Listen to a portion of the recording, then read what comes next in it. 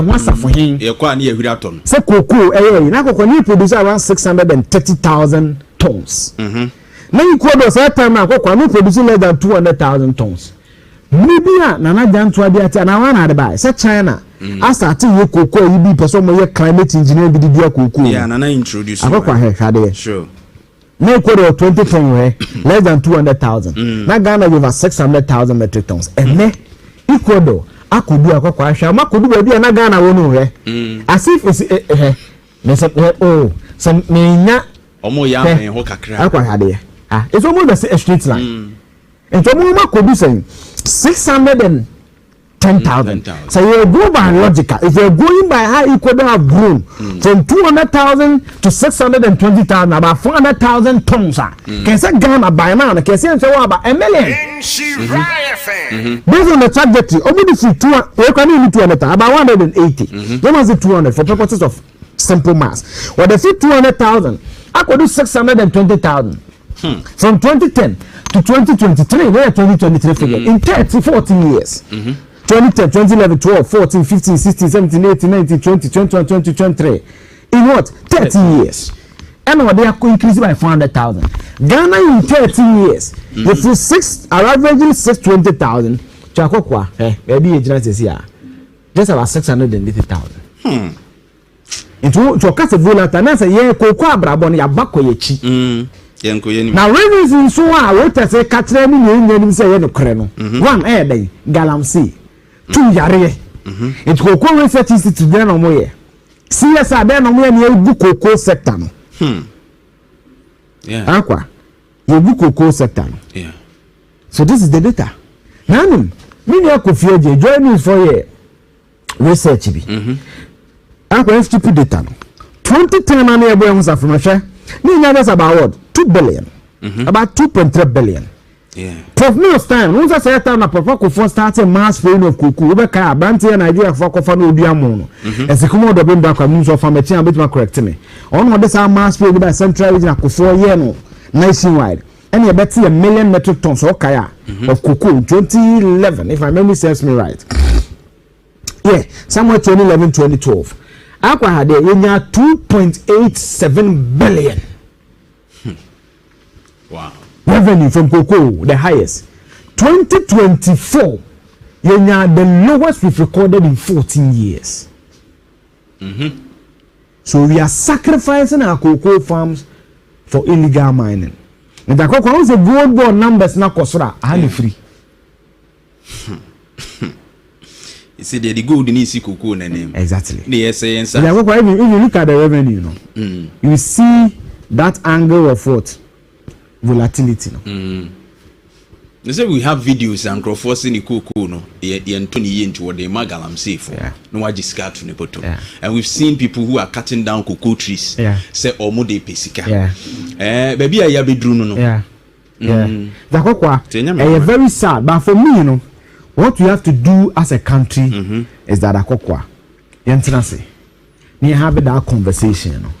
Are we ready to mortgage our future for illegal mining na the cocoa omo ba o hwe chat na oba it's not Ghana you believe a place when it comes to cocoa enfa na yeko. It's not only about cocoa, you see.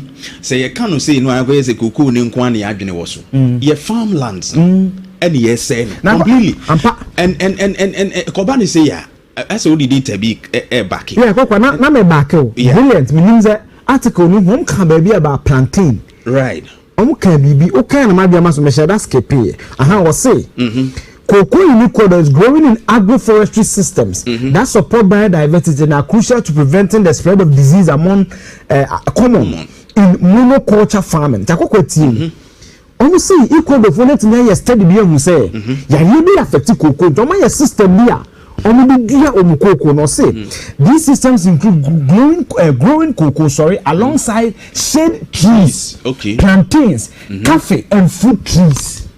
Now we e de galamsey no grave de dua bibi wase ada we dua bibi afam sa na say o wo dua hwe nye ye bia o kan ya na magen ba so nta ho kwani iko de baby say bia Ghana ya catch for say your professor sin akoko mo metimi study agro forestry system you say you dua cocoa no near the body ka ho ya the cafe ka ho ya the fruit trees ka ho e be ma your cocoa no disease yare e baso no eswati e mo dia ko manim akwa ne aka nsensemu on say yenwen da yeni agi gold ma yesika ene ye busi akwa reho. And we are looking at this data na ebe kwa na cocoa sector na good. Oh yeah. Then we be ana so na Ghana no. Akwa nka data we say they have to in the last 8 years. Akwa look at how we've managed the sector. This is data. Look at it. And akwa in the last 14 cocoa bra bought papa in 2017. Yeah. If we were here akwa you see that the movie. And they are Cote d'Ivoire sign Ecuador so be sign Ejibeka kakra no na say kuku no kra de bogan ne dia exactly ade na ye chimremo no ye nka ho no article bi America ba South America yes so me hu say ha no mu de Thomas say Peru almost so start say cocoa prices no un say wo ana because now we are channeling to say no no and obia any abre China kura any abre yes me say that we want na say o matimi o first you kura o harvest na 6 tons yes na kokoro so me ko mo de no wan say o mo ya na package na to say from non polluted lands is it ye de no kura say bi o mo reject yes we say na say some dem call join no say gold me wait me ton ko season na ade direct India ni ade ko wo no o be bisa traceability it's a cool no price ni go na ye nya no e wo fam I know it. And yes, I just wanted to highlight it. I go the next story here. Mami odasi kakra. Nti ni se ne kuku eboa. Me ko tamana me na be Matias ye kosra na. Ewo sedimasi abonsi kuku etwa ne fie ne ho ahia sa de dibi ro ne ade na kokko one of the traditional crops ama Ghana sikapa bibi koso wa e ma we no say yem follow data no sure nti ni bibi si na na ne afa ne de adwen ko week we ana Reuters the story we by me hu me yem hye me hu na me say one of the usual things but Reuters obi of film achievements me ba Reuters France 24 I take them serious. I like their style of journalism no much am say kokwa Ecuador set to become world's number 2 cocoa grower, industry head says. Thomas says Ghana, film the Cote d'Ivoire, and they produce a lot of cocoa to the world. Ghana and Cote d'Ivoire produce about 60% of the world cocoa beans. Now Ghana they be any second, and South Africa gold and a fair seconds. Now when you be strange, you want to kill them. How come you call the Southern America? Southern America, the climatological variations now. Omoni Ghana weather no, you almost the same thing. Same you can say the same. You almost the same. We have similarities in weather. Because the continent that one the weather patterns in Ghana then, and any Africa South America. You cannot compare to Europe. You cannot compare to Asia. Now, go story. They be catch us a bit true. Read the story line by line or say. Ecuador is on course to produce more than 650,000 metric tons of cocoa in the 2026 and 2027 season. Akwani say Sekas will be a set tour. Akokwa is set to host cocoa to me. Now Akokwa will host here. By a showing say una aba host. And Akokwa say showing say Cote d'Ivoire. Yanko board no so. They produce 650,000. 650,000. Niatiana say for 2026-2027. Niatiana say Ghana cannot meet this for the 2026-2027 season, according to the industry head. And say and could surpass Ghana as the world's second largest grower of the chocolate ingredient. The chairman of the country's cocoa exporters association said, or say, and Cacao Evans, Ontario, head, told Reuters via mail that thanks to soaring cocoa prices, farmers by public and private sector are investing more in their plots and getting increased yield. Okay. If the cocoa then Ecuador and so many say cocoa bu okofro into omo tom more plots ebia cocoa no kese right. I got the story now. So the story is quite clear. Yes, omo interest na kosro cocoa. Exactly. Now second line or say Ecuador's population has shown steady growth for years. Ghana's production has been volatile. Akokwa me chemistry kasi be volatile. I say ekosro na aba from it mean nyafa ko. Remember example you do light near so low current no. So so bob na aba power dey from fluctuation of energy but me dey throw volatile. I say e nyafa na aba and ni volatile. As wo ye nyunu as wo ye who she dem hu ni. But we say Ecuador dem I just stability say we draw graph now. Right. Akokwa so be kai to mani graph for school na graph na. Most Ecuador dey no aye bibi ti say. Aye bibi ti say steady. Ana Ghana dey na say zigzag. I'll prove data say no crown and no. But I want us to read what voters is saying. Akokwa cocoa important. The original conversation is akokwa ye ma me do na we and be share. Yeah. Ye ma me do na we and I'm the man who doctor and lawyer. We now Ghana chip dom. Cocoa. And I'm Ghana chip all these years. Yeah. Now, Cocoa say a Reuters poll released earlier this month forecast that Ghana is battling illegal gold mining on cocoa farms and struggling to rein in the spread of swollen shoe disease. We produce just 600,000 tons of cocoa in 2025-2026. And in this brilliant article by Reuters, they diagnosed the paralysis of Ghana's cocoa sector. Or say, swollen shoe yaribi abo cocoa duanentima cocoa ni na high. Na bra wi ku do mu ni cocoa ni na mu ton sase bi cocoa ni ya de ni bi 2 galamsey.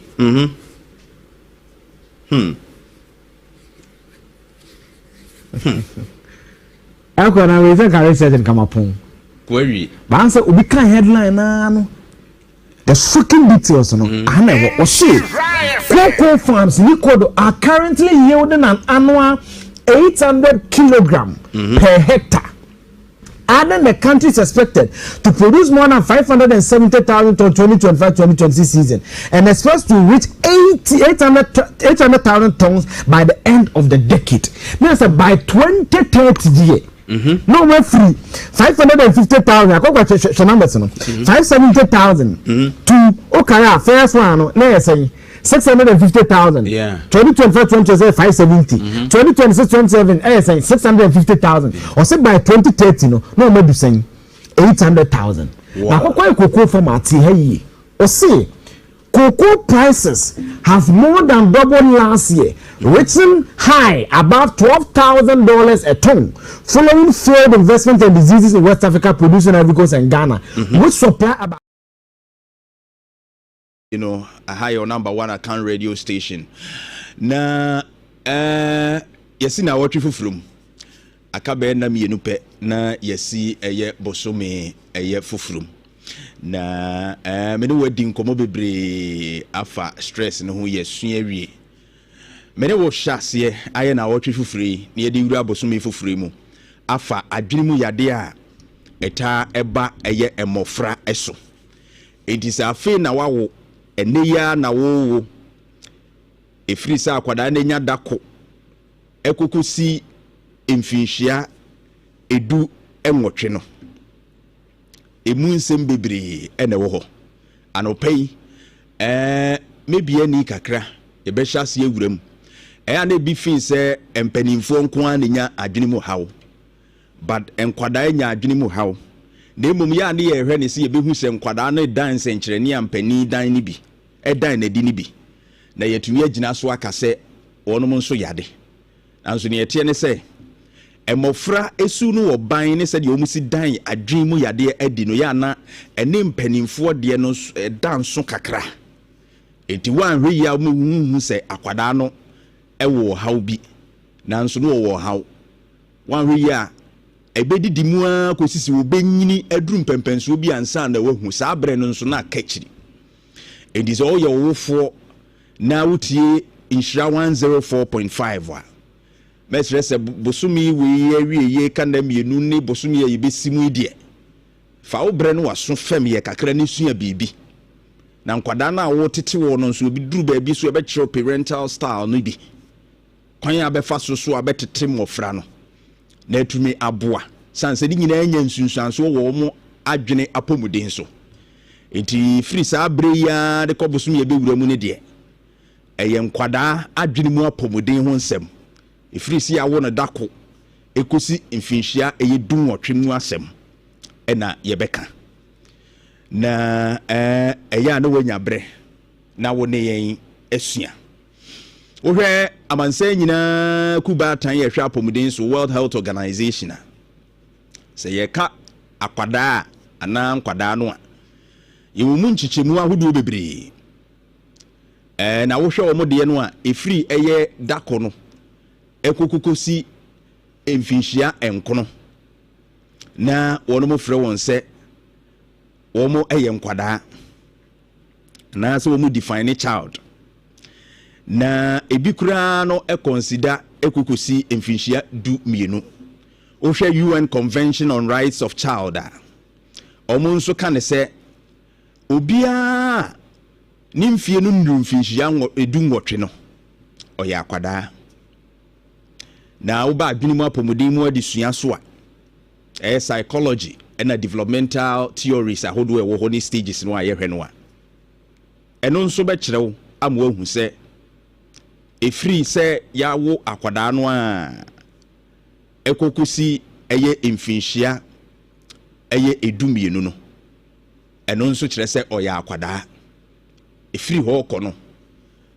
ewo eye ne nidisuo kosi ne mpani ne mfie mu mfie no wo nchichemu eno ene yebesua ho ade na emom ne yebe focus sese no eye free eye da ya wo no a ebra ye wo no a no 1 second 1 minute no ede kro no a ede kokukusi eye ne mfinhia edu enwotwe no mu ena yebehwe na yesua mu ade bebre enti wo hwede ede ato eye wo screen so a adwene mu yade kakra a efa mofra ho de no ene ebi gugu ho no yebehwe bebre na emom yebedi ka esua sede abofra na adwene mu apomuden eye no sede se ni su ene ne ban ye de enti ehun hia se yetimi sua we no ene se wo bepie mu ewo kumase ha enhwehwemu bi akoso a sampling omo ye no digina ho ma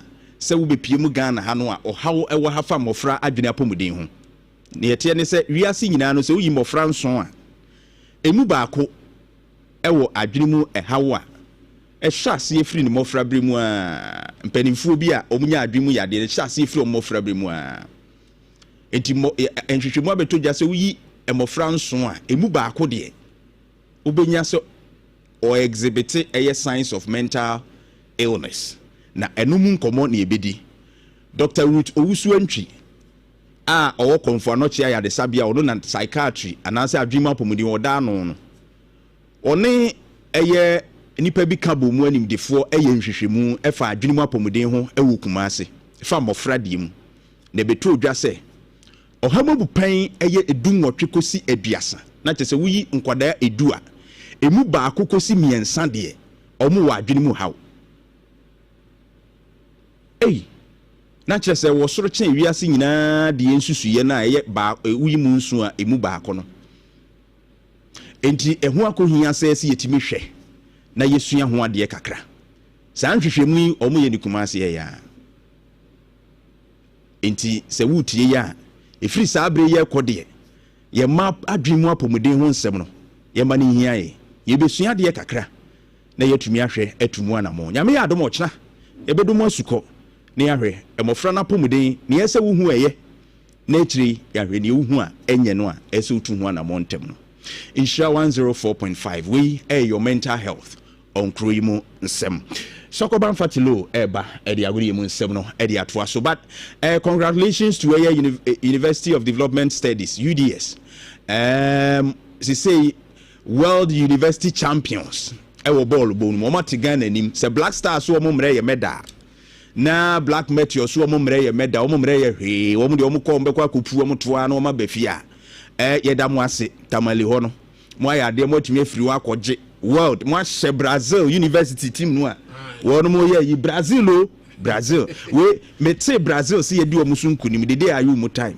2009 under 20 wo 2009 ache 16 years ana say 16 years 2009 which I care 16 years okay some a former student to UDS sir Department of Airbattery so come fatilo amade camp no get me go school is obi ade no go affiliate of course yes. You see there but here dey age na mu next time be UCC yankwe na tech for one more ball na ball my ball dey na Jantuah Barima no ball dey tertiary dey UDS for no ball simo bia ohwa mo no yetimu enyasem ketua o Kala United play now ohwe boys no ball o mo ball no dia of course e mo ma waso my ade pa you see be sha se dey ayifo na wurawura school no mu sa so am fa me da na mre so go back to aso dey KuroYiMuNsem no e dey amaye wi a na aka kire no e doso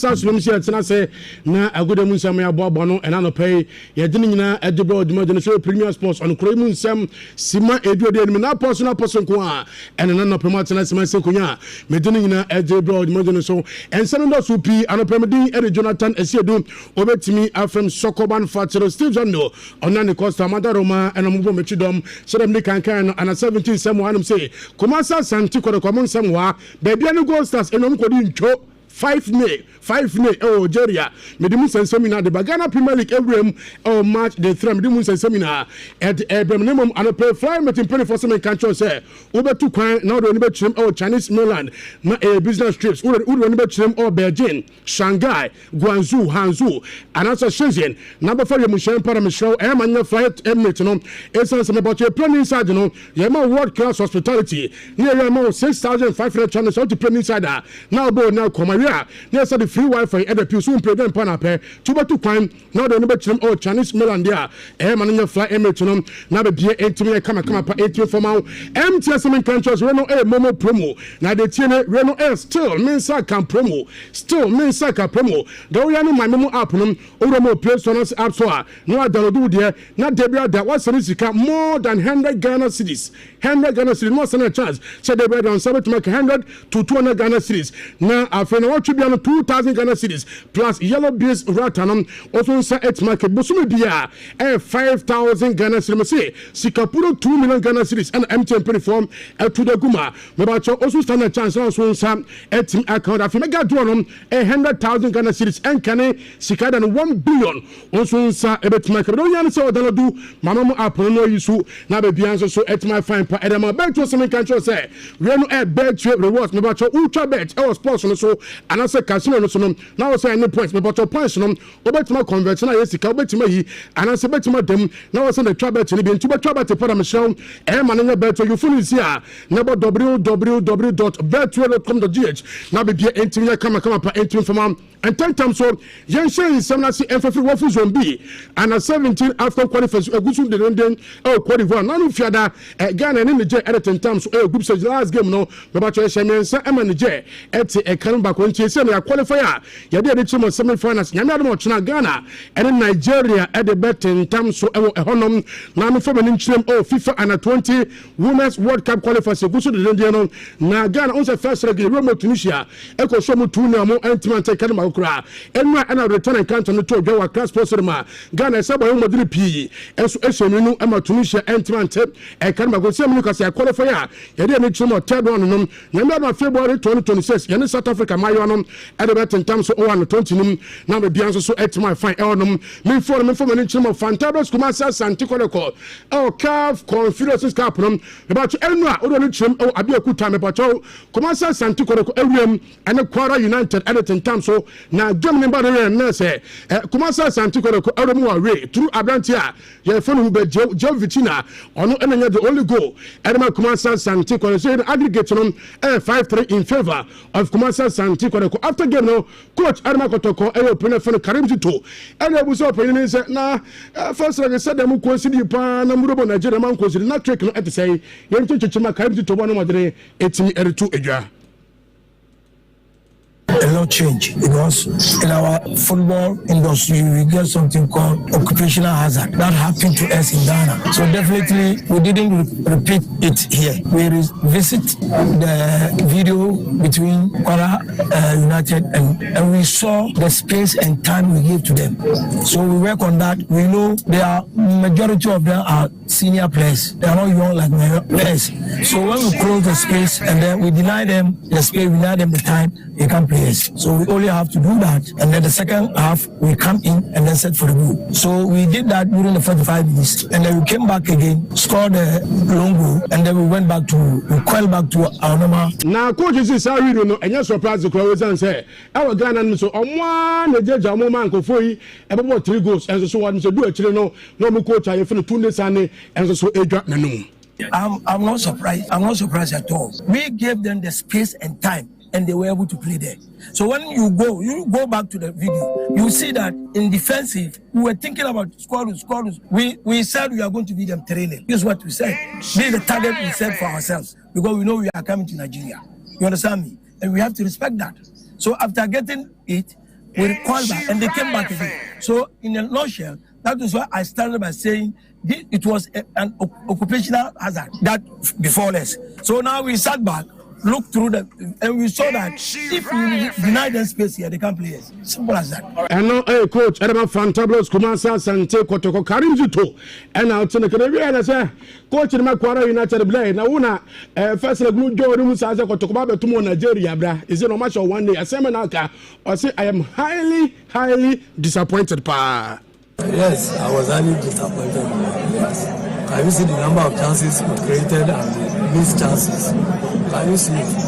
I'm highly disappointed because how can we that we scored 3 goals over there? How can we be seeing chances here? We couldn't even convert one. It was a sorry situation. Yes, you see, at times it is like this. But today, at least, I don't know whether they have been carried away or the tension in them that they want to win at all. I was highly disappointed. Is that Kumasi Asante Kotoko qualify at the common? Not strong, you know. I'm going to work of Morocco at about 10 times. First leg, you know, Ghana. Now the second leg encounter them, and so Morocco, and so on them. Then for the fair into Monga Samunia, but then go stars. Our CAF Champions League, me part first leg, you know. Just Kabila before Algeria, ever show Mutune, and it's and I return encounter to Algeria. Now the Bogamis are Panya. Just Kabili from Komuku Baby Go Stars 5 May and Omoje at the show. Now assistant coach Edema Baby Go Stars Ayopina. You find Naya Amankwa Buzan's opening. Now 5 was a painful defeat here. You go to Naya Amankwa. First of all, let's be proper, please. JS, I really they are very good side.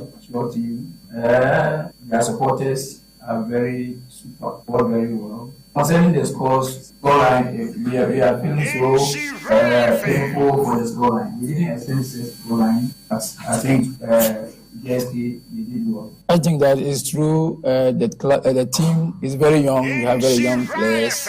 They are now. I know assistant coach Adama Biano Gold Stars Nanaya Amankwa and I watch the Kano Jeff4 Mane finish Ghana Premier League match the 3 none of other in a few asian House of Folk Shabako Lavi Wonders and Timmy and Kano and Nano Memenda a Donald Stars Eshimenu Sweden Blacks at Kano Bako and the House of Lions Eshabako Bechem United and Timmy and Kala United Shabako Media Sporting Club and Timante Nations FC and Shobi Samates and so and Timmy and Shobi Vision FC Eshe 2 Emma Hall United and so Antimi ante Kano Bakokra. After match, the 3 say in a table to team. Heart of Lions Dika 9 points. Kala United Tosu 7 points. Hearts of Folk Tosu Miensa 7 points. Medium Ababa Tosu and 9 6 points. And Donald Stars in Num 6 points. Nations FC in Siam 4 points. Vision FC in Show 4 points.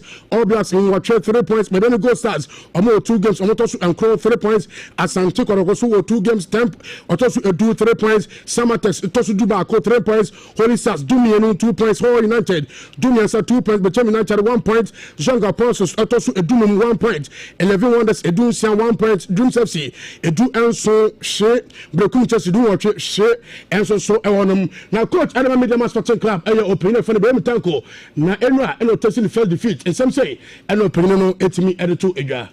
No, I think it's a painful defeat looking at how the games went. Both teams have chances, but I think we give them the chance to score. That's very painful. But I think in terms of performance, I think it's not bad from us. Yeah, well, I think, like I said, the goal was unfortunately from us. I don't think it's a chance for them to score, but that's how football is, and we have to go and work for it. I know coach Adama Media Sporting Club Ibrahim Tanko and I want to make an Anamimenda and Ashanti Regional Intertown Interdistrict and 17 soccer competition is every year na Urema Reno Ashanti Regional Minister Dr.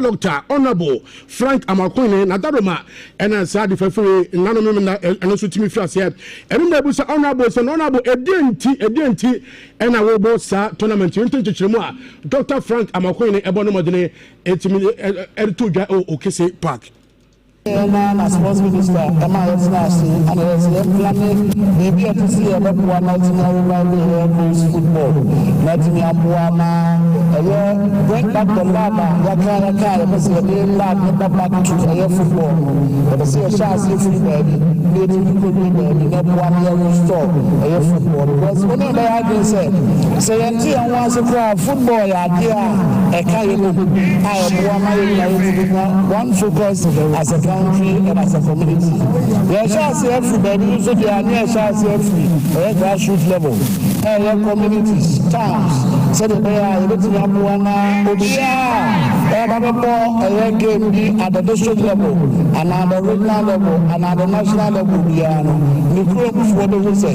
Piao and Ashanti Regional Minister Dr. Frank Amakwene and I watch and can some of those who pinamum and manage fa and we said 9:30. I will be your phone and secret in Shrapo Sport Medel Caspano and so at me at about Pemdi and Jonathan and Silbert me from Sokoban Fatilome so and I don't to so normally KuroYiMuNsem at me at the Ablemo.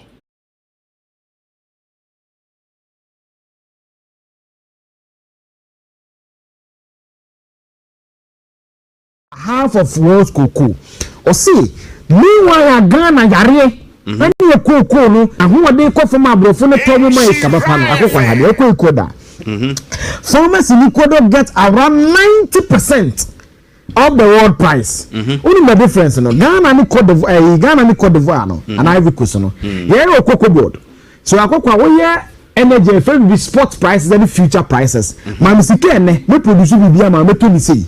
It is a price and the cost for the man so cocoa farmers and they get a pittance. But the cocoa there is no cocoa board. There's no anything of a cocoa board. Right. They sell to private people and intermediaries. There's competition. And when the time there's competition, prices here they sure.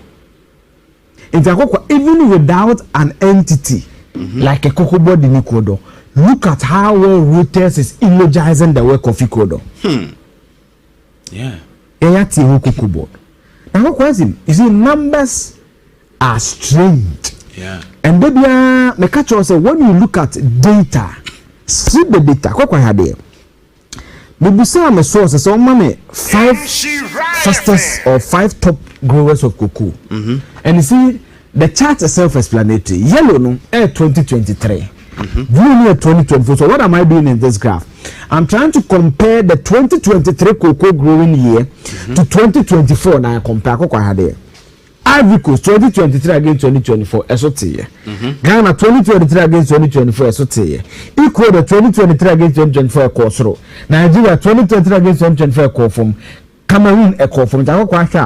Of the top 5 producing cocoa countries in the world, the only country at 2023 against 2024 the production Kosoro is Ecuador. Yeah. This is the first thing that bears voters out to say. On my report, no more, no, correct. Right. 2, I got a chart. This is from 2010.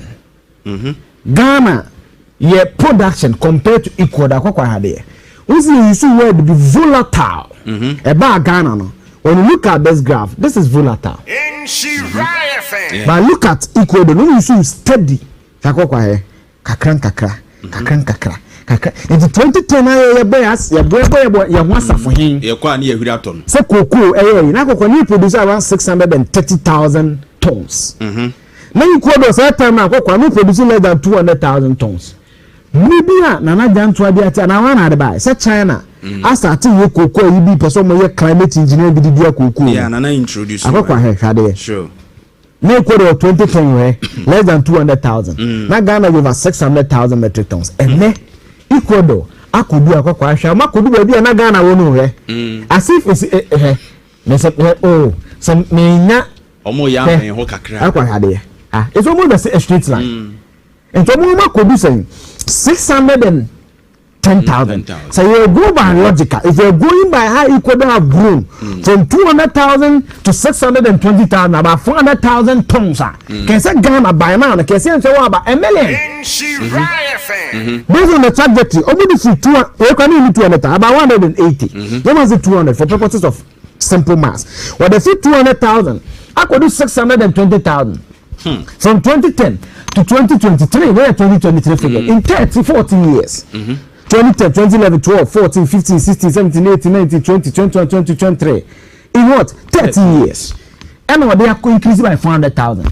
Ghana in 30 years, if you averaging 620,000, Chakokwa, maybe a general says here, just about 680,000. Into cast a volatile, and I say, yeah, Cocoa Brabon, ya bako ye chi. Now, reasons so I want to say, Catherine, you say, no creno. One air day, Galamsey. 2 yare it cocoa research institute there no more here CSR there no more near book cocoa sector no yeah akwa you book cocoa sector no yeah so this is the data nanu me near Kofi join me for here research bi akwa stupid data no 2010 na near boy Musa from share me near about what 2 billion about 2.3 billion. Yeah. Prof Mills time, once I said time, Prof Kofi started mass spraying of cocoa. We be kaya Banti Nigeria for Kofi no obi amono. As the common the bring back news of farm a bit more correct me. On this mass spray by central region Kofi year no nationwide. And you bet see 1 million metric tons of kaya of cocoa in 2011, if my memory serves me right. Yeah, somewhere 2011, 2012. Aqua had 2.87 billion. Wow. Revenue from cocoa, the highest. 2024, the lowest we've recorded in 14 years. So we are sacrificing our cocoa farms for illegal mining. And the cocoa is a gold bond numbers now kosra are free. You see, the gold in isi cocoa name. Exactly. Yes, yes. If you look at the revenue, you see that angle of what? Volatility. They say we have videos and forcing the cocoa no Antoni into what they magalam safe no waji scat to nepoto and we've seen people who are cutting down cocoa trees say omo de pesika baby ya bedru no the cocoa very sad but for me what we have to do as a country is that a cocoa yentina say we have that conversation are we ready to mortgage our future for illegal mining nana the jakokwa omo ba o hwe chart na oba it's not Ghana you believe a place when it comes to cocoa enfa na yeko. It's not only about cocoa, you see. Say you can't say no, I go say cocoa ni nkwa ni adwene wo so. Your farmlands and yes say completely. And Kobani say ya as what did it be back. Yeah, cocoa na me back o. Brilliant. Meaning that article no hom kan be about plantain. Right. Can be okay na ma bia maso me share that scape. Aha was say. Cocoa unicorn is growing in agroforestry systems that support biodiversity and are crucial to preventing the spread of disease among common in monoculture farming. Takoko team. Almost see equal the phone to your study be say. Ya you be affected cocoa. Don't my system be no say these systems include growing cocoa alongside shade trees, plantains, coffee and fruit trees. Now e de galamsey no kura be de dua bibi wase ada we dua bibi afam sa na sey o wo dua hwe enye ye bia o kan ya na magen ba so nta ho kwani iko de baby say bia Ghana ya catch for say your professor sin akoko mo metimi study agro forestry system won say ye dua kokoo no ye de bode ka ho ye de cafe ka ho ye de fruit trees ka ho e be ma ye kokoo no disease yare e ba so no eswat e mo dia ko menim akwani akansi semu on se yanyen da yeni agi gold ma yesika eni ye busi akwa we ho and we are looking at this data na be kwa na cocoa sector na good. Oh yeah then un be ana so na Ghana no akwa kan data we say there yam in the last 8 years akwa look at how we've managed the sector. This is data, look at it. In the last 14, cocoa bra bought papa in 2017. Yeah. If you were here, you see that the movie. Eh? And they are Cote d'Ivoire sign. Ecuador so be sign. Yes. Ejibeka krano na say cocoa no krade e bogan na dia. Exactly. Ade na ye chimre mo no. Ye nka. But when article bi America ba South America, yes so me say ha no. Yeah. You de. Yeah. Thomas dey say Peru. Almost so start it. And say cocoa prices no. Unse wo na aye because now we are channeling to sa no no. And obia any abre China kura any abre. Yes. Oh, me China first you kura harvesting na 6 tons. Yes, na kokko so me kura mo de no why na so omo ya na package na tons from non polluted lands. Is it yet the democracy bi omo reject? Yes, unsa say some dem call join no say board me wait me tonko Susan ani ade direct India ni ade ko wono omo bisa traceability. It's a cool no price ni go na ye nya no. E wo fam. Yeah. I know it. And yes, I just wanted to highlight it. I got the next story here. Mami Odasi. Gertrude Tukuni. She said the Osha per case in the Supreme Court bidding on justice of the Supreme Court to bill. And I want to sign the Chief Justice based on Article 146 process. Now Wiki and the Chief Government Communication Platoon, fellow Squatcho for Sudi statements about Mamen Kamo say, President Mondamani Mahamas, in accordance with Article 1441 of the 1992 Constitution, forwarded the name of his lawsuit, Justice Paul Baffoed Money, to the Council of State for consideration as Chief Justice of the Republic of Ghana.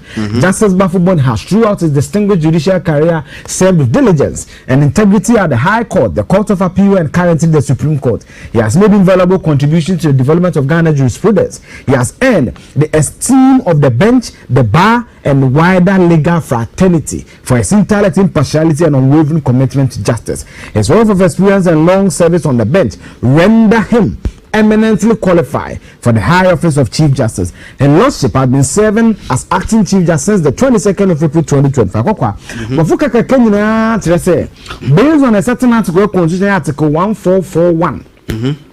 President Mahama Abu Papayo on the screen, you see, Justice Paul Baffoed Money says, you madam get to talk on you free or say Article 1461, the 3 grounds habit in there you will be a free or infirmity, incompetent, misbehavior. No, abandoned misbehavior. So based on the recommendation of the committee, be in the dino, Papai, any place in a cock or parliament.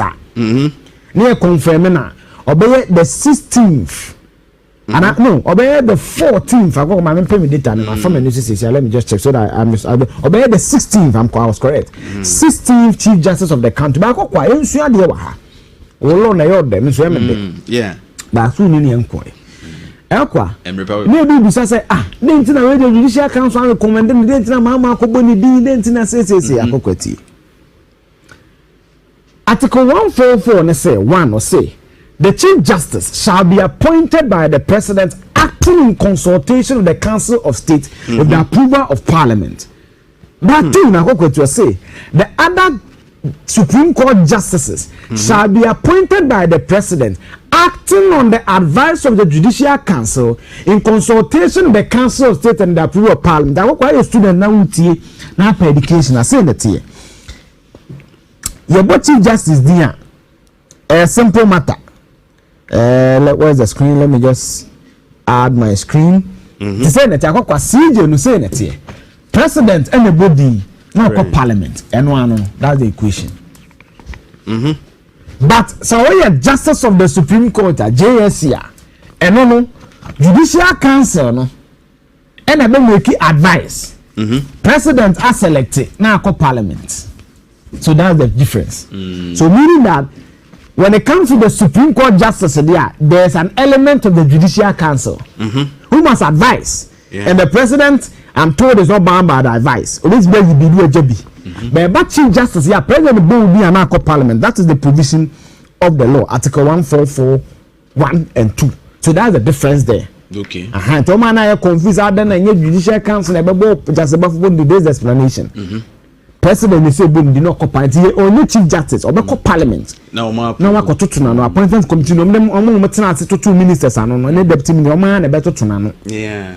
Now we are wakosum so omo grant na ba wako just ba for bon wan hwan picture ya mi yama ache it is June 2008 papa Kofi efre and oboni po fo bidi emo ko the Supreme Court say ta na justice ba for bon no the appeals court akomo bo mu din no Justice Rose Constance Owusu Justice John Jochema mu zo be kai no Justice Emily Yeboah ana Justice Paul Bafoboni akwa ha Kofi 8 no no all factors holding constant 2 will be serving as Chief Justice of the country. So Justice Emily Yeboah kwa humijim Justice Constance Owusu atenso kwa humijim Justice Jones Jochema kwa humijim takoko so mu kwa humijim a Bintina President Mama Boy Justice Bafoboni D is because I'm told say when you're Chief Justice you retire at 70. As we speak, per the profile I'm online Troy about Justice Paul Bafoboni no. You on December 26, 1956. Right. And Jakokwa say 1956 they are. Me calculate them cram. In Jakokwa say 2000 and what?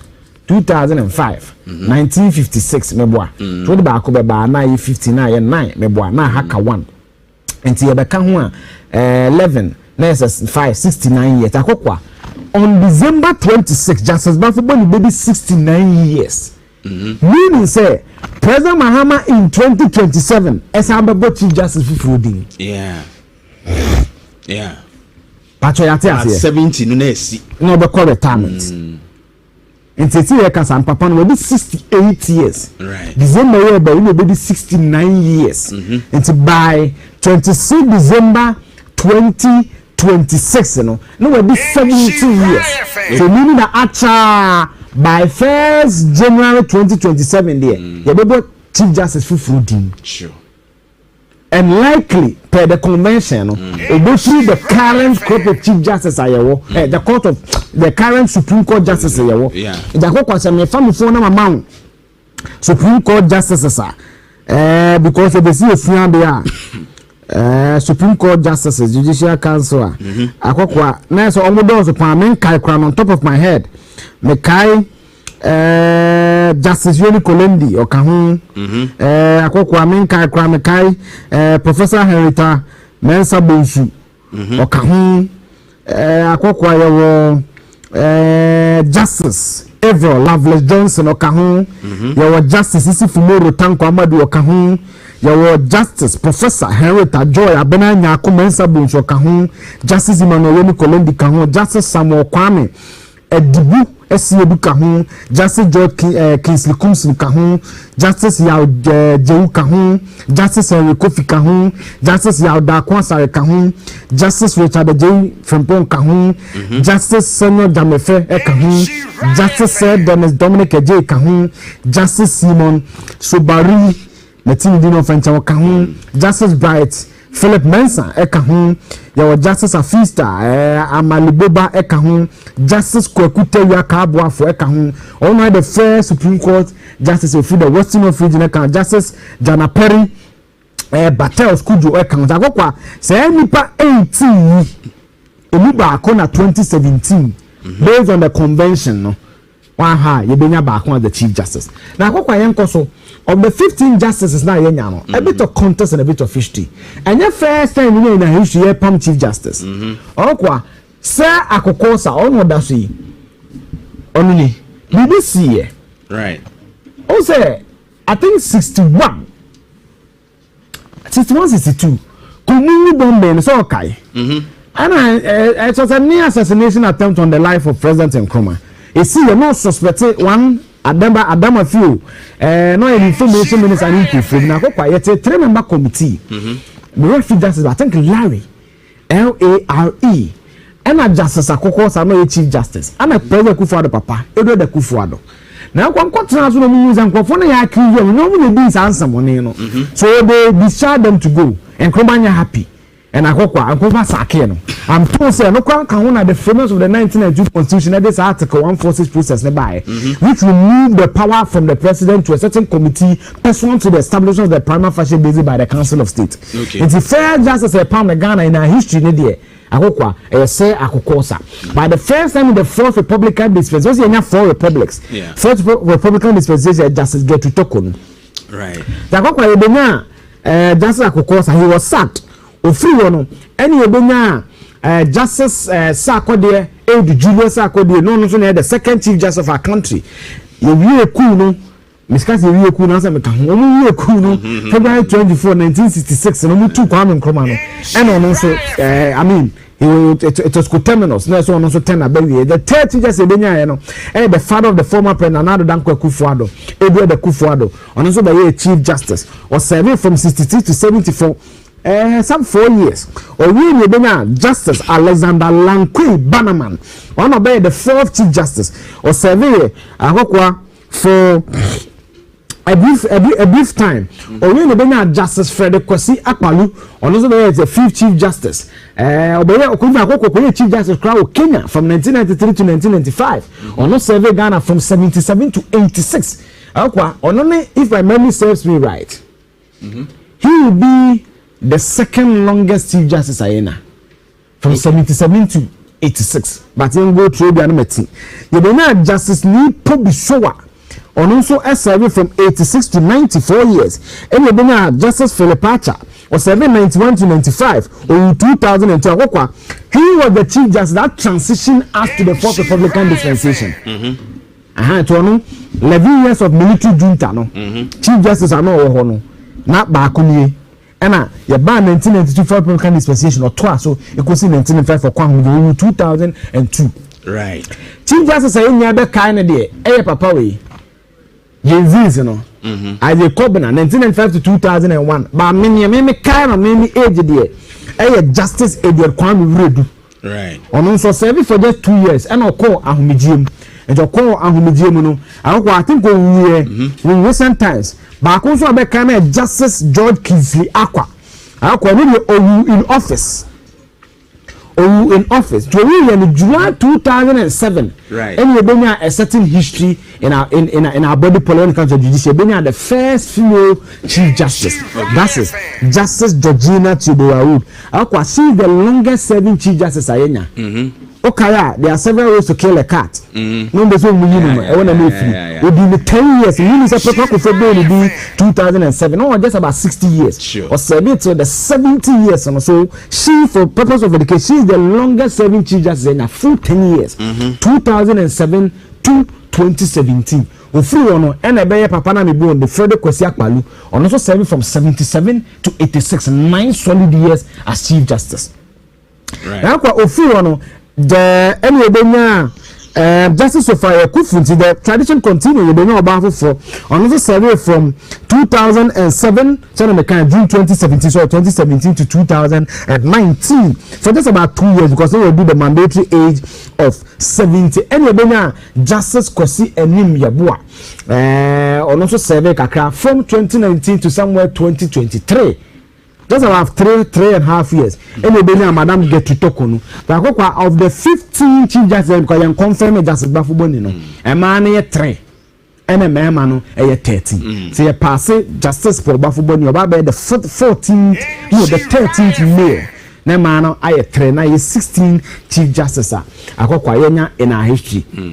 So that's Georgina Wood, that is Madam Sophia Kufu and Ade. Okay. On President Mahama, UN. Just that will be my concluding. For 5 minutes. Yes, that will be my concluding part. I feel it was a good speech. I mean, it's a bit neutral, sir. I think the statement from Dr. Amin Anta, Nidiana confusion him, the former finance minister, no, he applauded the menu. I think on Friday, Mitie Samuel Bujinapo on Joy, he applauded them. And now Mitie Meka most of the position was going and NPNDC in the Benedict. Mitie Poladomo also on Good Evening Ghana and Good Morning Ghana. And he also had cause to applaud the president. It was a similar good thing. I'm trying to say, all the African leaders, that's what coordinate my speech, you know. Yeah. They're all trying to, one on top of my head, get a seat on the UN security. They don't like the veto system where only 5 countries can veto everything at the UN. They were displeased about a Palestine president representative by a man of this and US any idea. So it was a good speech. Maybe we are coming to your board prof. Now Jane these are Ghana. Yeah, go ahead. I first chief vice president or show him say UN Subenya secretary general or your Bobo Kofi Anandi, which said applause was there. We are happy. But for me, no, I can't change. The speech is beautiful. But for me, the substance will be that maximum feeling the dividend of some of these speech. That will be one. Baby, I know about reparations. The Indian for so much na Western world the name shut down my visitors. I saw shut down fire when I cook. Mimi Dre, Mama visitors in Kuyu. Yeah. I see who say, and President Mama said something about 70 of the world youthful population in 2030, which is just 5 years to go. You'll be in Africa. Yeah. Italy has the oldest population in Europe. Italy, on population, we have a youthful population. Yeah. Then we also for new sobulasam. I hope so youthful population. What do? You give them jobs. They be a mekaseme. Me say true data or any enquiry here. Yeah. When you say kill three, I say me be a meka, and I'll keep repeating it. 2023 Ghana standard Ghana statistics data number 14.7% unemployment. What's Tripia? Who's a man at Dawson? It's in a man if your customers. Yeah. Antinamo customers because they are susceptible, they are vulnerable. What me maso nti abusing kwa not yeah akwata tie sure ya won kwa nkrebu Ghana your friend NEET not in education, not in employment, not in training. Your school doma in your cover be a few juma in your cover be a juma in 2 million or stupid data and my 1.2 million my 700,000 sure. Yempejuma mebu muru wejuma akoko nya ne kakra bi na ate Ghana na eduma na aje 5,000 anya o ko akwa madam for you o ofro na asom kasa tin akoko asem US even na se Ghana ma na vesa obeja yeah mani yeah you have koko scenario ni 23 wi why you koko sector say ya better na ma na di yeah akwa say so let's fix our country. And when we fix our country, many of our team youth will have no business going to these countries. Okay, racism. What time 50 years in your personally be a uncommon. That is the truth. So the African leaders applaud the speech, but they need to fix it because South Africa. So my folks are all kind of community here, xenophobia no way. But they forget, say, for Mandela to even secure independence, he came to the political mecca of Africa, then which is Accra. Yeah. But to be done, or something no way you know this, I'm attacking. So young Kasa will internally are racist towards each other. Sure. Agwamebwa. Nigeria ni check crime and Nigeria for them saka wafo. Yan kan kuruma. Ya hono ye for we ourselves the ye. Takokwa yan fa ya muntu tu yi. Yeah. Yan fa ya muntu tu yi. Na kokwa tu. Me kana saka omo kono. Obia nse government communications so mo mekanche se nipa say na eko. List or the bar, you know. You pay kwa me list no me be 10 years 11. Okay. After you pictures be nkufu bi ko bi. Maybe me say the aban be chichire mu. Omo ye den ekoi. I'm hoping that you're self-sponsored. I'm hoping. Ahokwa enye ahokwa ti. See, this is na ankoye saade. Ahokwa na azuzu a. Ankoye saade. I can say me ka azuzu ati ase. Yeah. E ba yama miskafu ni bi no. Ah, okay. Ana na makokwa sa akokwa wo tupa akakra me no na yadwuma se nya na emu ni Saturday. Yeah. Ana wo ko no wo ba na so kire page so ayi je me kwakra o na ntimi no nko akokwa tie mi ntimi no nko to da ben ko me ko pati ase na me ba ye wo ni bia so ba me bom abi ti na cha picture anu ofa ne ko ye there's my ni no crunch. Exactly. First point. And akokwa always say something there. The John Mahama last 4 years, you know, they need to tread cautiously. Right. Okay. It's out of candor and respect. Sure. Obia meshaw sebo ya mane se wo kobe. The ministers na ko bia mini program oko US General Assembly. I've been part of model UN before. Sidelines and never be brain koso health. To for how we for say some be. Don't you ko ni program. You na dey let back. So chief of staff ko bi. Health minister Kobi, President Mahama Kobi, Madam Joyce Bawa Kobi, Okude to the normal obeko. Una me okuna say for let them. Now for you say constituency youth organizers. Goldboard CEO. Any other people who are not on the list what do you do as a you must maybe I will bet you mu say we na come. Bet you mu say then I will mu so call it. Okay. Say be a wo ko kwan no eduru ho no mahu say bibi you know I'm getting to. Abaya sometimes element bo mo kasa dodo. Yeah. Enya samdo ni ko dem dem fe bi kasa dodo. O kan bi nti ase. When you're in position, know when to shut up, know when to speak. Learn from autoforcing. Yeah. O kan the budget. Abeti wo ko city ko ojo ko what in interview bi. Kan ase mo wi. Ba kan ofriata satan wa sha white kaftan na namsunya ne ye ko town hall meetings. Quotations. All you so bedoso. Shut up. Right. That's my second point. Right. The third point for me is now who trying to be in this government. I think we need to applaud it. Once as the president to Kombia, direct dividend. Okay. Now who GIPC, NASDAQ was a day, or Japan. Also, in fact, a Kwama area from Santasia about which is 3 kilometers, 3.1 kilometers, 17.5 million euros. Also, Santasia about 100 maybe do a carriage. Then they do an intersection to link to Asokwa. Sure. A part of that Japanese trip, no. Okay. 17.5. Now, I'm afraid came a boss. I got 17.5 million euros. Wow. It's a dividend. Quite important. Utu kwanyesem fa soba. For soba. Only the kwanya from 2018 to 24, Mama starting somewhere May 2026. Okay. And Mama kwanya na till 1st November to move. Say no de enya besia. For happy belated birthday wishes from Enkoma, the former principal of Kwadaso SDA, Mr. Daniel Atatufo, sounds like second vice president, Emma, the Ghana Registered Nurses and Midwives Association, GRNMA, of Ata, the Duonwa, friend, Mr. Daniel Atatufo. Happy belated birthday. Nyaminsha wa wodano sona onye okesipa ma nkwatentia hoden ewum na akomapa wo de atete anesifu bebre wo Ghana ha enyasem getwa nyaminsha na oma wonye kesipa na do manyina nkoyi mfamba. Another one to chairman of Atrimampunua GRNMA branch, Mr. Frank Dakun, happy belated birthday to you. Nyame insha wa woda no so na onye okese pa. Enra na ye wa woda Frank. Nyame insha na oma nkwatentea ahode wom na bibia enkoyie mfama pa twemampo nua chair for the GRNMA. Nyame insha na onkoso a empeja onye wo kese. Ene so for my birthday on. So for my Dr. Faustina. Nyame sempuku. Happy birthdays of mommy.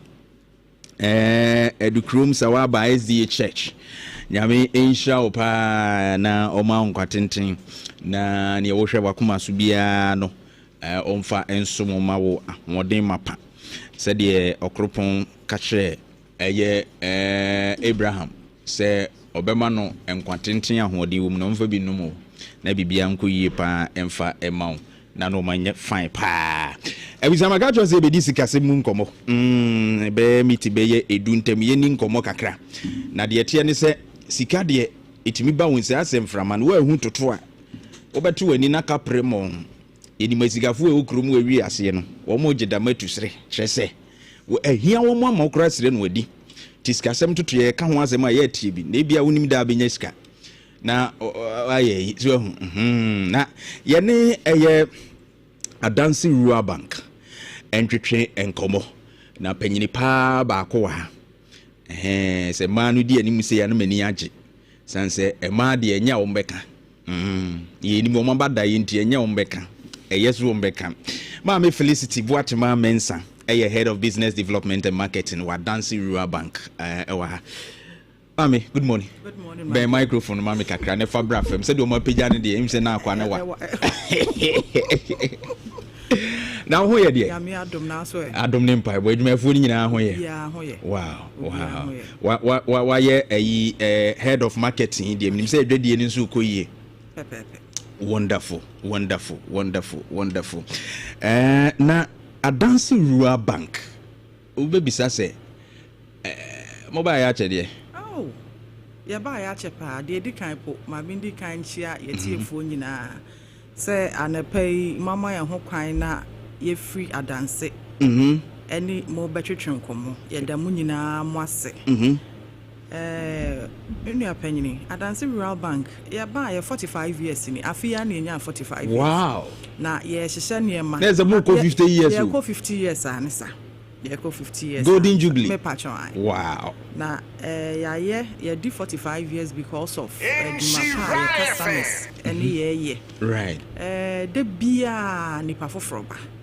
Because Oma who say be Mike ne mama kakra voice ni mo no. Oma ni je ho. Right. Because Adansi Rural Bank ye bota ne say ye benyini wo customer na ye nyini wadwuma. Wonderful. Enti obi oni ye adwuma bia na nije. So ni ye be ye adwuma na Adansi Rural Bank ye wo ye tini wo Adansi for me na. Okay. Na ye wo branches wo Kumase and ye wo branches so wo Adansi zone ni nyina wo kambo mu a ye wo 12 branches in Ghana across the country. Okay. Wow. Enti bibi kakra ye be kan fa ho no ye product bebre ye ma loans ye normal deposit ye e-banking bibi bia bank ye bia Adansi Rural Bank ye I say ye ti Rural Bank say no a ya na dodo na fin say o rural ne da so nti we say o ye aye sabi o akurase adwuma rural ne da so nti ofin say akurase adwuma but den na wo ka say the bank ye bia mo ye no e ma mo gina mu brane say the name rural no enkyere say wo fam de mum no mo ne bank akese ni nyina ehuru betri ye ne bank akese ni nyina ye adwuma na sonsono ye kakra wo. Okay. Enisa wo ka say rural ni nti no e bia adwuma ye ne e bia say wo pe bosia kra bosia ketu e bi na e betimi di ama entisa. Okay. Na emomu no who say Bank of Ghana ma obia tumi so obey adwuma e ndidi so. Okay. Aha. And Rural Bank one category. Okay. Other commercial banks also one category. Eniema ba ku mienu bi na differentiate ye nyina. Na emom aside they say foreign transfers. Okay. na ye bia wabebie account a eye foreign account. Okay. We san niema no a rural bank ye normal domestic transfers ye bibia. Apart from say be foreign account, say dollar account ni say normal no. Di aka bia de say wo pe besia de wo pe bia won sabeka. Oh, wonderful. Yes. Now mobile 45 years. Mu free hin na hin maduru. Oh. E wo besia bomu ene adwuma ne yemu. Just say ye shas ye no. Adwuma pa ye customers ni ye nti. Na ye pese ye che adwuma na ye na accident no. Enye say what the product ba ko pe na eba. Ese say wo ne wo customers ni di nkomo. Right. Na wo hu de ehia omo. Enti de ehia customers no ye ne omo interact ni nyina no na she no so eba. Wow. Enti loans ne de egumu ahodo obia ne de. Yes, mo de ne customer centered. Very good. Wonderful. Entina ye bota ne say ye benyini mu na ye nyini. And see rural bank ye bota ya no. Enti me ye mo customer ne bia me nka ne say me ye nsentroni obi nso ye dwadini obi nso meken woye mechanic fitani obi nso ye teacher ni adwumafo no dɔso wo ma mu bia wo de woye ɛde nhyehyɛ ne wo homa wo mo sa ankorankora adwadifo wo mo ɛwo ayi ni nyina. Enti ankorankora ne ye ba ye normal deposit product no a obetimi abie savings account. Okay. Obetimi abie current account, obetimi abie business account. Ye was salary account ma teacher for nurses ye adwumayefo ni nyina. E o tamu pay slip ana wo. Na ye ma menum ne papa num so omu wo dwa so a bibi nti o hunti bi ma bank. Okay. Nti no ye bo mu ho de bia obi beka se susu no so ye. Okay. Nti se wo per depositor ye fixed deposit so sa category ni nyina ye. Na o dane so ba loans so a ya prepare package for ye salaried workers no. Okay. A teacher for nurses for obu ho a osenye aban ne tria meka. But many adwumako bi na ye adwuma. And also ye ma private loans for salaried workers. Okay. Tize ye wo company mu sei no. Ye nso ye wo akwanya. Me pa cho sa. Oh, okay. And also so mo loans wo. Ye ma me no ye papa no mu di dwa so loans wo. Na sa loans no na ya chichem omo ba ye kwa omo na se bejeje normal susu no ye wo susu loans wo okay. Ye wo business loans so obi a ope sika kese so ewura na adwubam wo import niema na bia bibi nti wa short kakra ope bibi eyi niema no akle niema no se de demorage be count ni ade a mutimi KuroYiMa no me pa cho eno de ye nyima de money ska kwaje. Okay. Eno so hu loans wo wo ba no schools so a private schools no right eno so hu loans wo ye bi a school ye ni schools bebre ye adwuma ebi canteen kura anye mun ko pa besia ni bi o na nkwada no ya pa nyini schools no said de omo upgrade no se wa anya woni ema ye a ye be yi emefu. Yeah. Enti bra adansi rural bank na beje bosia oba asenya enti to bas ebi bas yi no abosu ebi bas pa ba ase kan the center buntu no tese ase ni na abu obi wo ho a osuro na achia ne pa kan na nim hwe ba ebi na asebe adansi rural bank ye enne ye bi school yi loans a ye dey ma schools no at a reduced interest rate. Okay. And adansi rural bank the ma ye unique ne say enye obia na ye follow the normal repayment schedule no. Oh, okay. And the school for was said ye ni omudidwa. Businesses for was said ye ni omudidwa. Okay. Sorry churches so ye ni omudidwa. Okay. Inti it's wabeje bisia na wie no kwan obefa so atua no. Obia de enko. Oh, okay. That's wonderful. For number to dwa bia na obi si Africa mo pese o ye number na yes. Freddy a obefresi me a me personal me business line so 057 73 61 439 so size should be my 057 73 61 439 ebusua number no 0577 361 439 0577 361 439 na wafre wono ane number na ode atudwane nti sɛ obi pɛ sɛ onya besia ne bia send this wo sibua ne ho fa ebia susu no ɔya anaasɛ bia ɔya aban adwuma ana bia ɔno so wɔ company mu se ya ɛyɛ anade na ɛso wɔyɛ na ɔde abeduru hɔ na onya besia no sɛ wo pɛ bose a omugumu ahodoɔ mienu do ɔno yɛ adwuma dadade okay problem any ho obowura mu ano wɔ ano de ɔyɛ customer yɛ ne yɛ adwuma obi so bɛka sɛ me ne mo nya adwuma but matemonka right emprempren ana bibi pamme right ɛno so akwanya wɔ hɔ okay wura your branches ni mu bia 12 branches ni mu bia ye no obedi nkomo okay na ya hwe na ya boa wonderful ade ba ko so e ma ye dance ne sa dance ye nimdie nti a ye bagi loan wow bibi nti na abagi loan se nya bibi na epam a o ma magi loan kusi mpia nsu apie pe na asem asini bu babu ha abekọ no na ye tosew kobra dead ye de bema wa wo ya no mfuo bi ubekwa bi wa na otwetwa na nsanka eske mode na say menu apanyini a kire so a obia na de 3 days de esesa won saka 72 hours de na won sakura wonderful esesa won saka and interest rate no so ya teso Bank of Ghana ateso ntimo so ma sa akofem kura na ofa want so a obia ya dwene ye customers ni ho ya da mo ase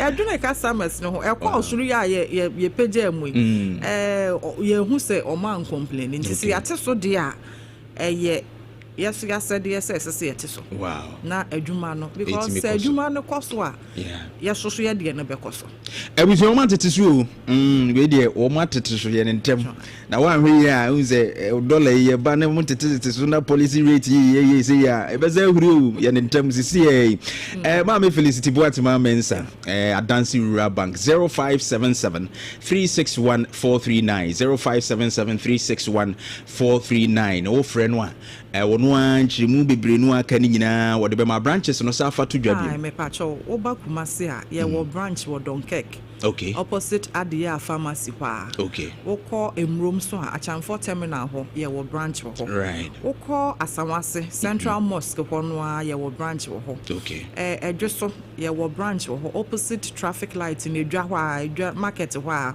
na wa ba atonsu government hospital atonso agogo government hospital ho udru ho Adansi Rural Bank ye wo ho cars so opposite Fan Milk depot no na Kotwi eno so ye wo Kotwi station ho na afi wa ba Adansi zone wokọ Obuase ye wo old GPR3 station ho okay wo ba Akokere eno so opposite Methodist Church wo ba Adansi Asokwa oko station ha Adansi Rural Bank ye wo ho na wudru ni wadu biase so a market no ho no aso Adansi Rural Bank e wo ho na afi yeti formina eno so ye wo branch wo ho wow Mama Felicity ye beda ase ye beda ase pi nyame nham amonkoso ansum ye ya tete so die yemra ye bia yepono yepon e be fa ekire ho e pa cho anti wafa ye beda ye customers ni nyina ase e wo adwumapo mo ne ye ni ada ye staff so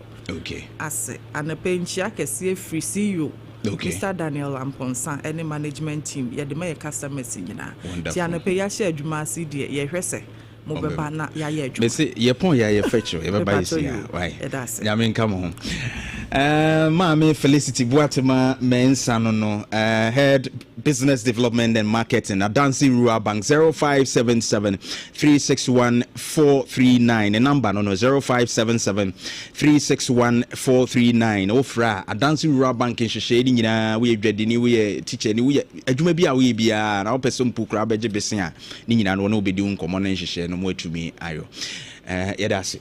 Right, thank you very much. Ebusia enjana na kojo Jantuah be transe de aka bro. Eni Eric Opoku Honorable Minister for Air, Food and Agriculture. Etrese nuane bo aba fem. Onsu kodwemu a etesen. This is the minister's words. Na onsu wura edwemu a eya na etesen. Osi food is no longer expensive in Ghana. Onsu hu ne say ni nyina eyen komodie China former Minister of Agriculture. Hey, we coincident. And Rural Affairs, Tang Renjian, you are sentencing it to death.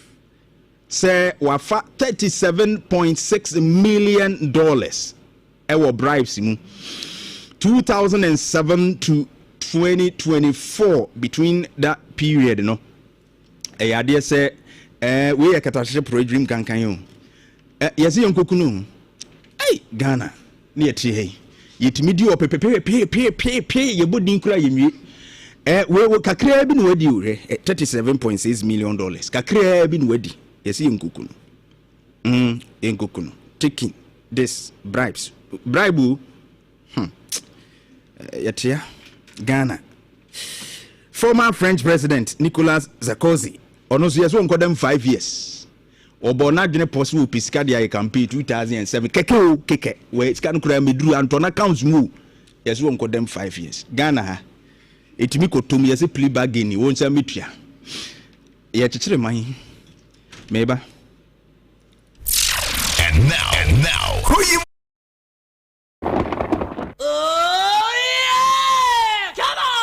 Ishra 104.5 na ebusia ne yeka ho ne se galamse ya ye queen sesei utie mu a honorable Eric Opokuna minister for agriculture kire se nipa bi wa NDC mu a wo mu ahyeda ye ho se anoma akoko nekuni wo mu ko atifiko hunu nsuo no aba na afo abebisa wo mu ana ebo galamse fo no eti asebo odi atudwen eze mu a montwe mo nkrofo aso se mu anya ahudi a we die funu nani abie montwe o maso preko na bibia nkoyie why na elidi NPP emunsem so ne nam Global Info Analytics wode eye nhwehwemu bi abetodwa Dr. Alhaji Mahmoud Baumia na ehuradi kan so far among delegates no ne apie no 47%. Kennedy Toso na Dr. Brian Toso ya waduchumu Toso na Kwabreje Japan so diwo non disclose omo not disclose no omo mu na omo wadi ya wa no so omo so omgrade omo nyanwene ho so ombeto akwa omo so 27% ho na be kire no emunsem Dawson NDC so de Haruna Idrusu enedi kan HSSC no ono nso ne namu dendenden with 29.8%. I know so any name na esi dunketia atoso na kokokoko sa esi dunketia bana to force na Julius Debranom ne ade a eti sa na no so tie any name among the political parties no na ehonsem be kosen chairman untumi medical kan so wakoka asem bi se eye party NPP no ya ade se wono mo nhihye wo mo eye no ede hwe baabi favor a certain candidate na hona party no so de nsemo aba se enye nokre Justin Frimpong kodua de krata aba from the MPP se enye se party ni yen hyehyɛ de favor obi a eno so abetodwa krata tentente wuntumi so wonde ne wo kyerɛ party history na yonso de krata aba aberibat na hu sensem no adoso bebe abronya se wo na yi ne region dia album no ne open na ne din bebam on na hyehyɛ eno so party no aka ho asem na edoso uti omo atimu se na omo kase omo boso pa anopay MPP lessons omo learn there from 2024 going forward ehonsem doso but mama kan say SG Ghana atete so eti besia no omo atete so no bomode na kosisi a SG Ghana na kojo besia ya sanso atete so 0302 214314 0302214314 ofram penny for bejo so Omez original toothpaste no ewo ho original lemonade charcoal toothpaste masin ye fita wo hu na nya hoden Omez original herbal moringa toothpaste no eno so eboa pa na bosen no ho ban amasin no wanu mu nso ayehwampa original peppermint charcoal toothpaste no so eno so eboa ema wosen no intuko tokro ni ade nyina ne sebe enum kan nyina be ya efri ho original peppermint aloe herbal toothpaste no so ema wo se achi na efiti no so obu a otwitwi ne sekra na mugye ba ne ade a ebetu ase 0244710306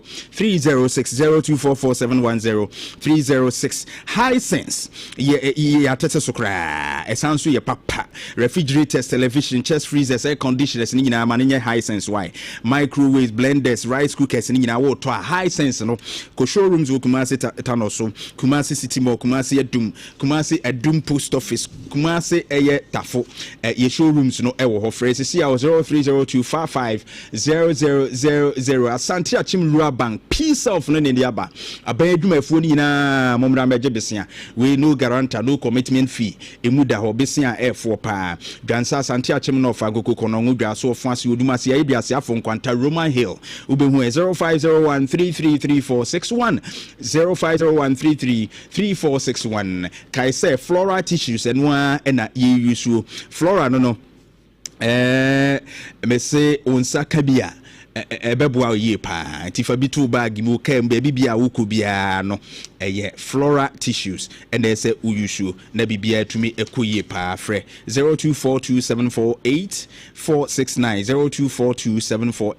0242748469 na shop bia a chese mo pese mu tu so pu koton no mo betumi afrɛ sa number no so 0242748469 0242748469 na wono mo agye so Kunu Ghana Limited se wuntun capsule na ba Johnson tentem Johnson su fita bi frechi ba ni nyina wo hia Mr. Kio no so be ma ohun sisie no eyimu amama nyina mo atumi abo aduma kama raba banzin tablet no ba ko mfikyire mu hawo afi kura mo gye ne afurusa ne ye boa blood circulation wo hia bi Kunu Ghana Limited ahoma no 0244275429 0244275429 Kunu Ghana Limited wo mu nupa no gye mu brane na unlimited ultimate account no ewo ho na account we no se wubri a eno ma ewo mu no doso ye insurance cover akusi 50,000 Ghana cedis hospital cashback insuum on wakoda ya de sabia ne ade abobo ka totonura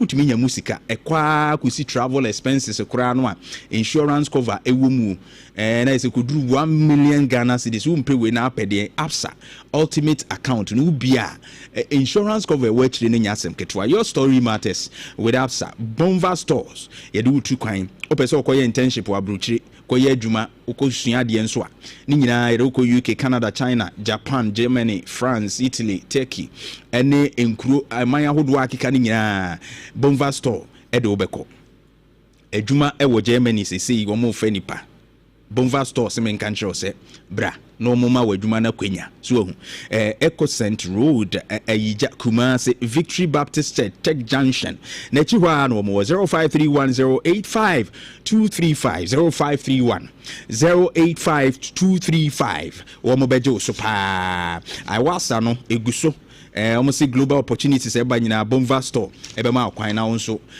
wani etumi agye hu yie pa Ghana Baptist University Yekusuadie School of Health and Allied Science programs no BSc General Nursing HND Medical Laboratory Technology School of Theology and Ministry programs no Doctor of Ministry Master of Theology Master of Arts in Ministry Bachelor of Theology Diploma in Theology ni nyina ye tre Arts and Social Sciences Education Bachelor of Education in French English and then Diploma in French yewo graduate school programs BTC MBA Finance MBA General Management but modern ebrabe far forms sia January to December matured entry no so hobby me awuram ye fa matured entry no 25 years and above hwehwe ewo eye amakom ye campus ni bi wo ebu akwanso ye wo frɛ 0549 062 092 0549 062 092 and our WhatsApp number 0202 773344 0202 773344 na yetumi ajo so 3P garlic mixture boost immune system no na boy ade ahodo nyina ko afiri ni padua nim anxiety treat una treat na face kura wo bre wa ye kese abroso asade ni nyina be na 3P garlic mixture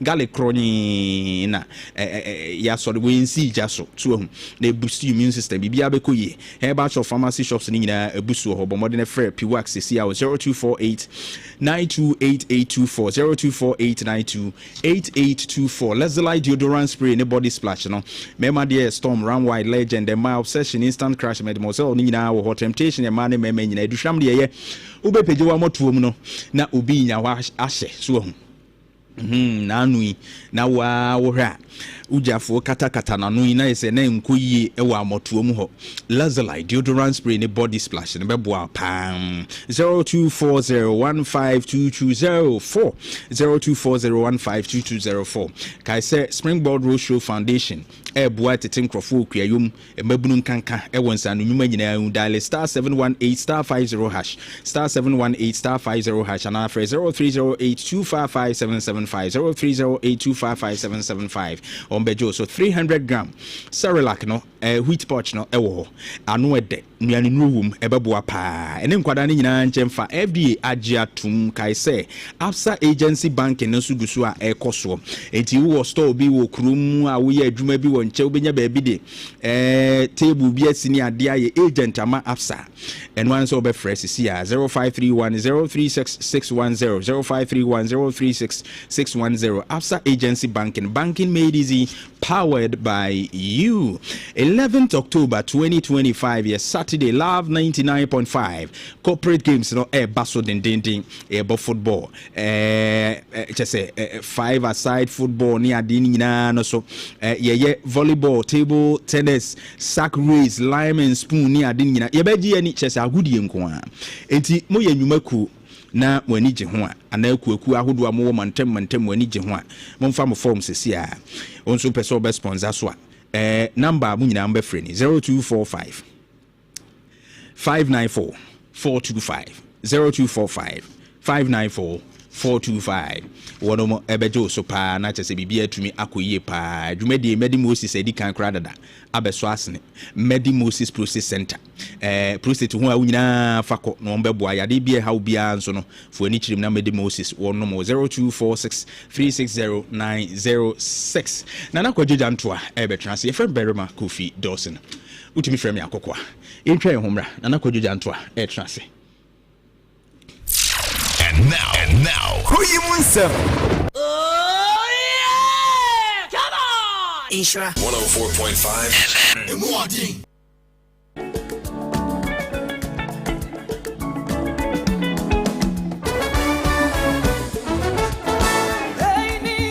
It will be an Sawoya, dear Solas, I can cry.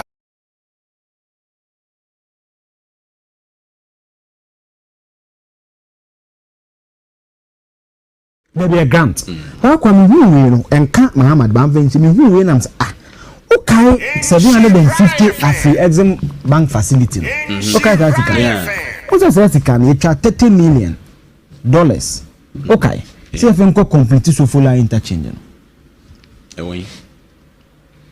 Okay.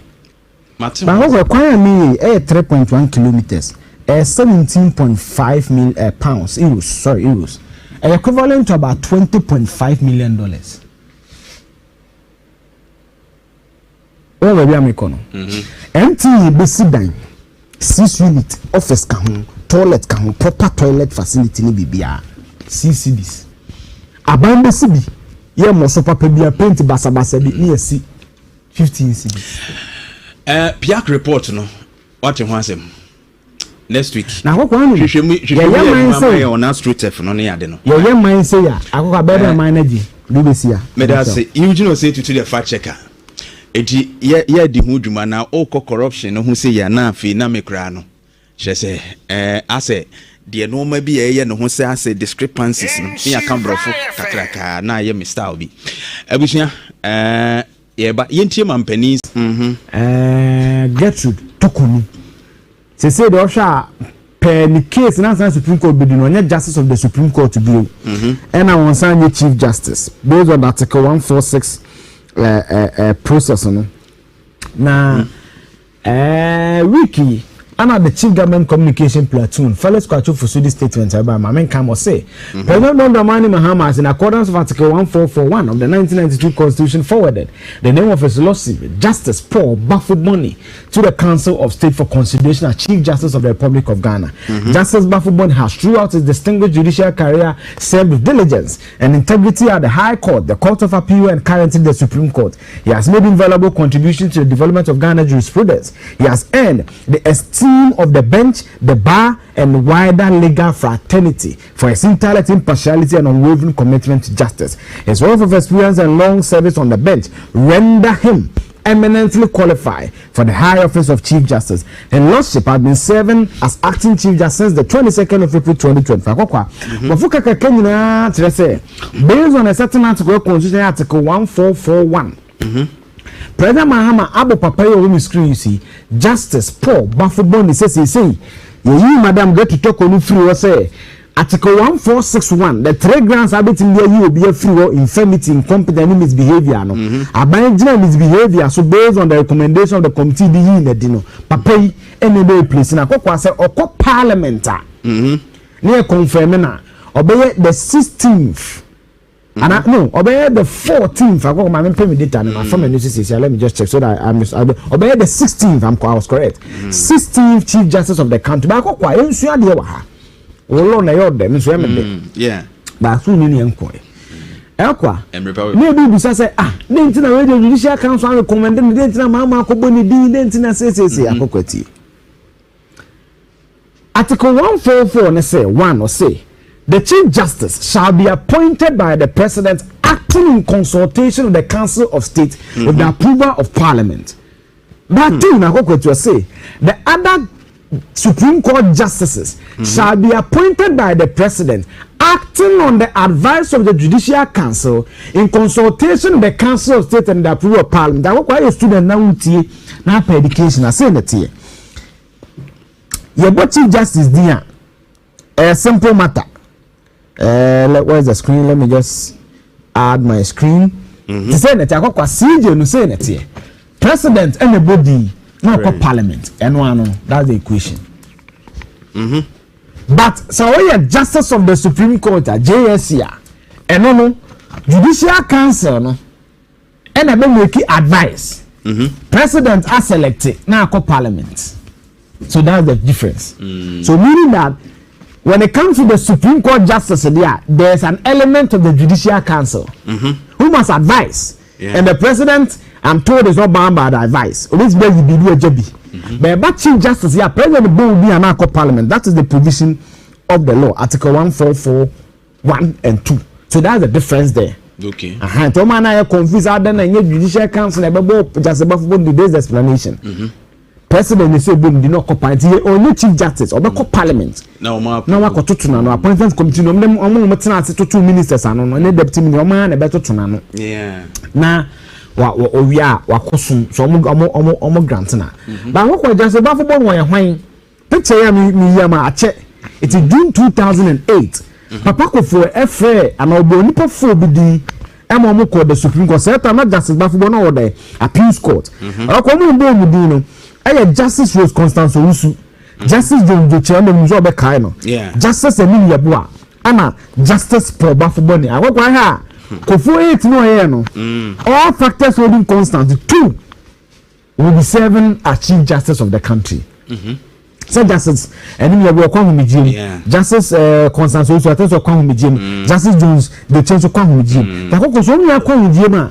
Binti na President Mama boy Justice Bafuboni di is because I'm told say when you're Chief Justice you retire at 70. As we speak. Per the profile I'm online Troy about Justice Paul Bafuboni no. You on December 26, 1956. Right. In the 1956 they are. Me calculate and cram it. In the say 2000 and what? 2005. 1956 me boa. To the back of ba na 59 and 9 me boa na haka 1. Enti ye beka ho 11 na 5 69 years. Akokwa on December 26, Justice Bafuboni baby 69 years. Meaning say president on the scales force energy power yeah me hu yan say baby a ahonden kese pa wono e kofom. Then all of a sudden I saw that scale, the hand of that scale which had the most power, I saw that it began to lose weight. It began to decline. drop. Ediomo ba amamu akonya so no. Me hu se abafom. I saw that the power that brought them, or the force that brought them into power, I saw that it began to drop. Me hu se take off from pa. I saw that it was dropping speedily. Ahoden the strength, the force, the power into which they came into power, I saw that it had dropped. That was what I saw. Now, happy. Now, when I saw it, I was not happy.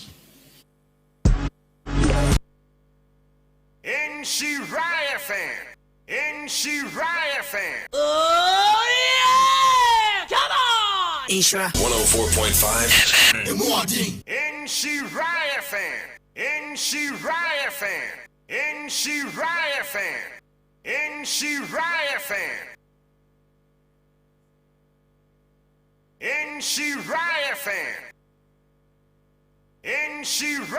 Love. Remember your first love. Who say? And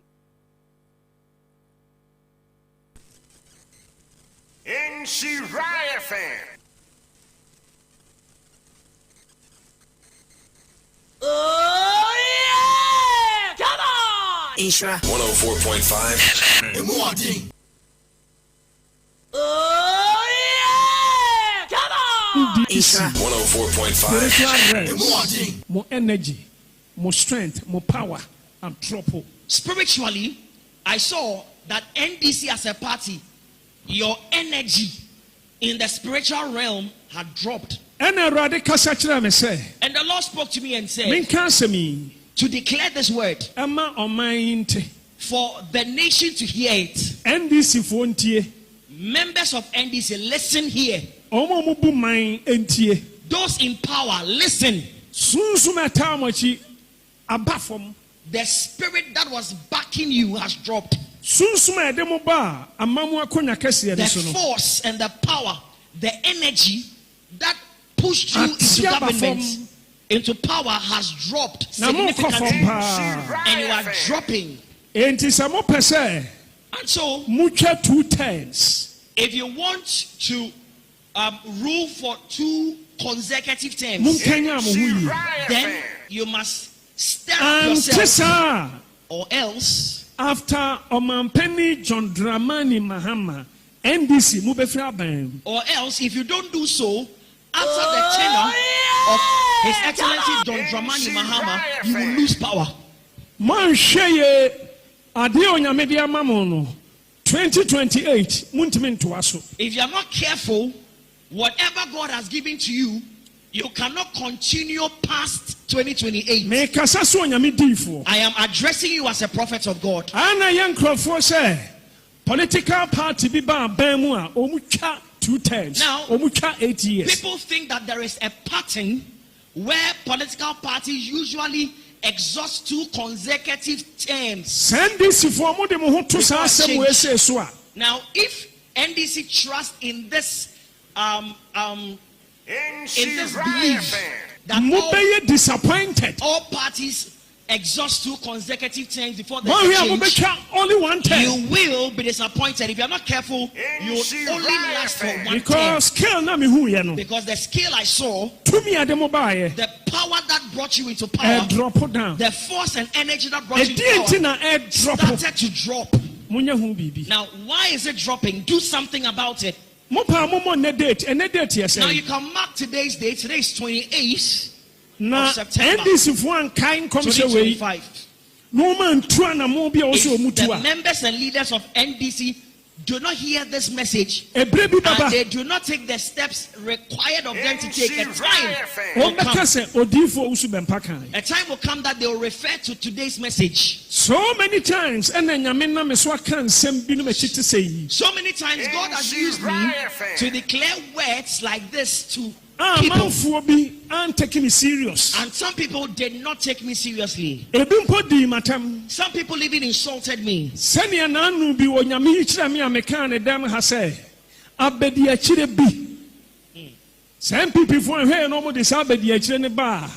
ombeko opposition eno se nkrofo di matem omani ba mo so lesi sa na ma hwe ya NDC se mudim na mu kodi matem so onsu bempa ono kwa waka ne ho me pa mo chao asma me can very serious me here bibia free obia ho now and obi am promise me no disappoint me. All right, Insurance 104.5. Prophet Owusu Bempa.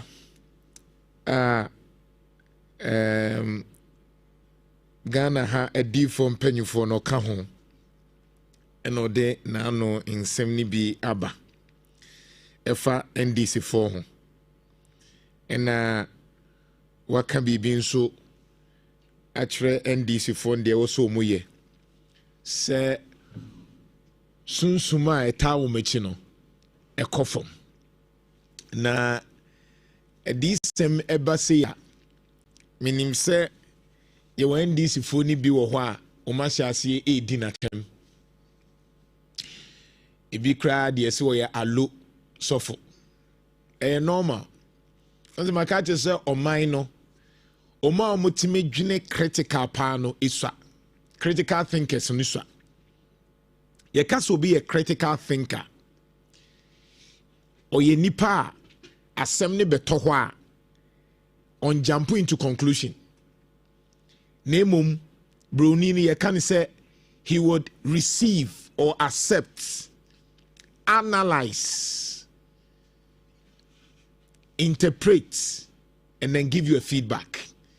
Inti sa nipa krono ye kaso be a critical thinker nipa asem beto ho a enya che se eba ya o se ene nemum otena se asem no na wababa ensem nimu na wafa no ayibi no de akeka bom no aye ni sei owia ansa na yebetimi aka se sa nipa no ene asem na ye dwene hu bebri no sei enete na sei entesa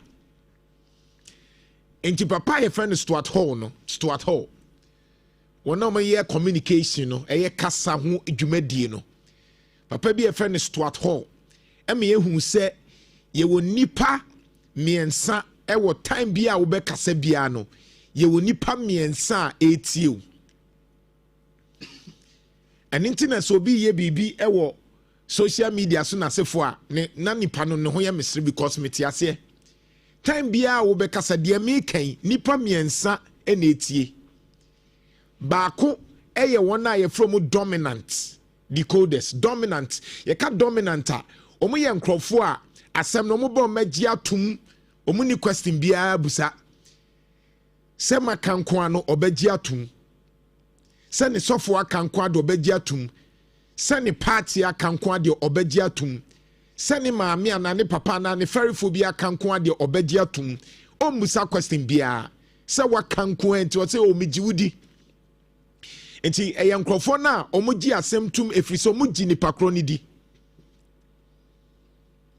Stuart Hall ene e dia to so no but your bra Facebook na ebehwe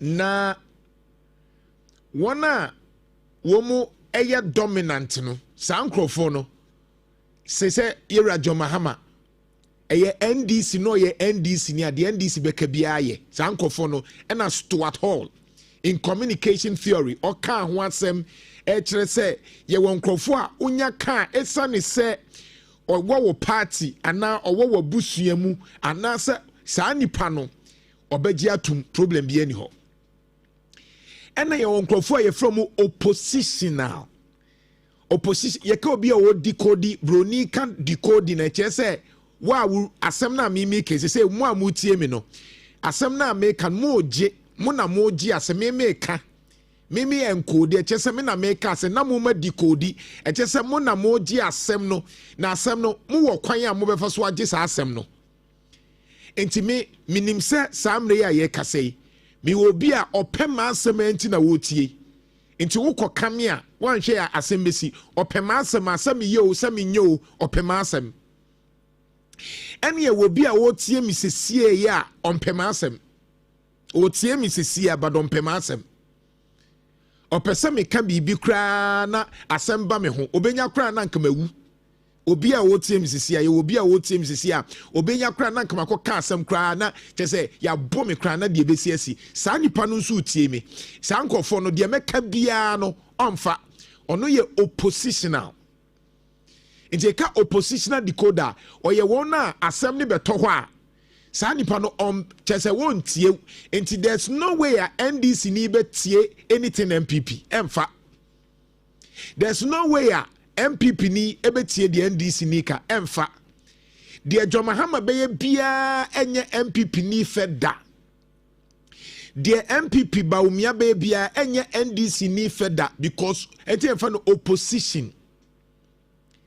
nemom me mana ya metro ma de no they be me catch you say every time be a critical thinker no you fret the last decoders no the negotiated decoders you can say negotiated that san crofo ni yen crofo a omu asem ni ba omu tena se no ma domo suko no ma ba nsem ni mu no ma busa se na de we ko sei ade we sei ade we aha da bi eni kwa sei ente da bi de ye ebetimi aye sei sankrofo no omuswa ewo oman bia mu omo dwini yie pa no omuswa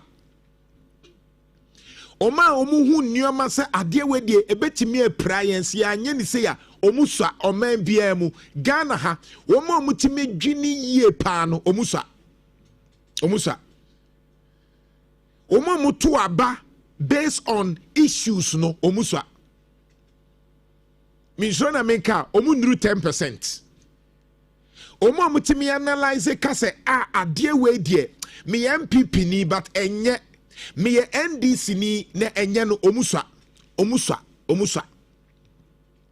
Ena ukwa MPP mu ana NDC mu a oma mutimi criticize omankasa party no omu nuru 3%. But asama make a tieni ye ne hu Ghana a problem. Me say Stuart Hall or ye papa na or this ade bae no or see your uncophobia asem na beka bi o magi atum omo ye dominant or gi asem ni tum ye uncophobia asem ni ye kra onyin tum or your positional or posi dia obeka bia but ene dia me pese me kan ne say ye uncophobia omo do omo hemfimfi asem ni ba so ya MPP so ya NDC obadwene te se Ghana ni wono mo dwene te se Ghana fo no omuswa Stuart Hall ena oda ho no nine gentlemen enti wono mo ya critical thinkers and negotiator thinkers negotiator thinker ne ye de asem ne ba odwendwen hu mienu miensa enan enum ansa na wakeka nneoma no abom alternative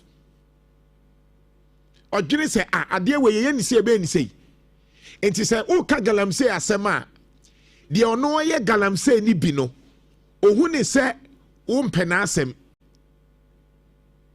because ono no ni se wo se me ye galamsey na me survive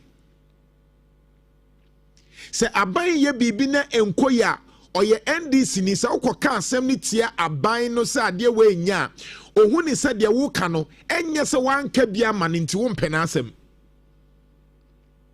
Nemo obi oye negotiated thinker, reader, decoder.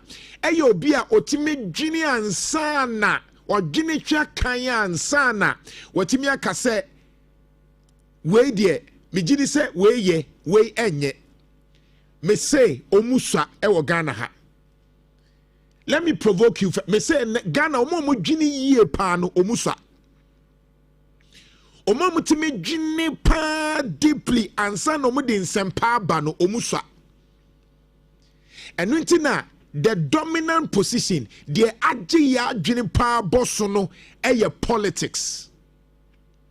Enu nti na anopa se o ka de a ebebo na bia oni nsuo nom na pomoden enye bebi obeda enye suku obekọ enye opama enonya topic Ghana ni ntie opa no pay ma me nkofa show a ekire usika ho nsem ekwan befa so akra sika Ghana ni entie opa me yen discuss ennyoma ebetimi ama wa bra bomu akoye na etimi aboa wo se de be ya dachi ebesi uye Ghana ni entie opa ma men discuss ennyoma eboa wo se wasori am dada abra bomu wa pomuden sorry didi we kakra menye we kakra ye exercise Ghana ni entie nemom ma men discuss Dr. Bawumia say John Mahama say Kennedy Japan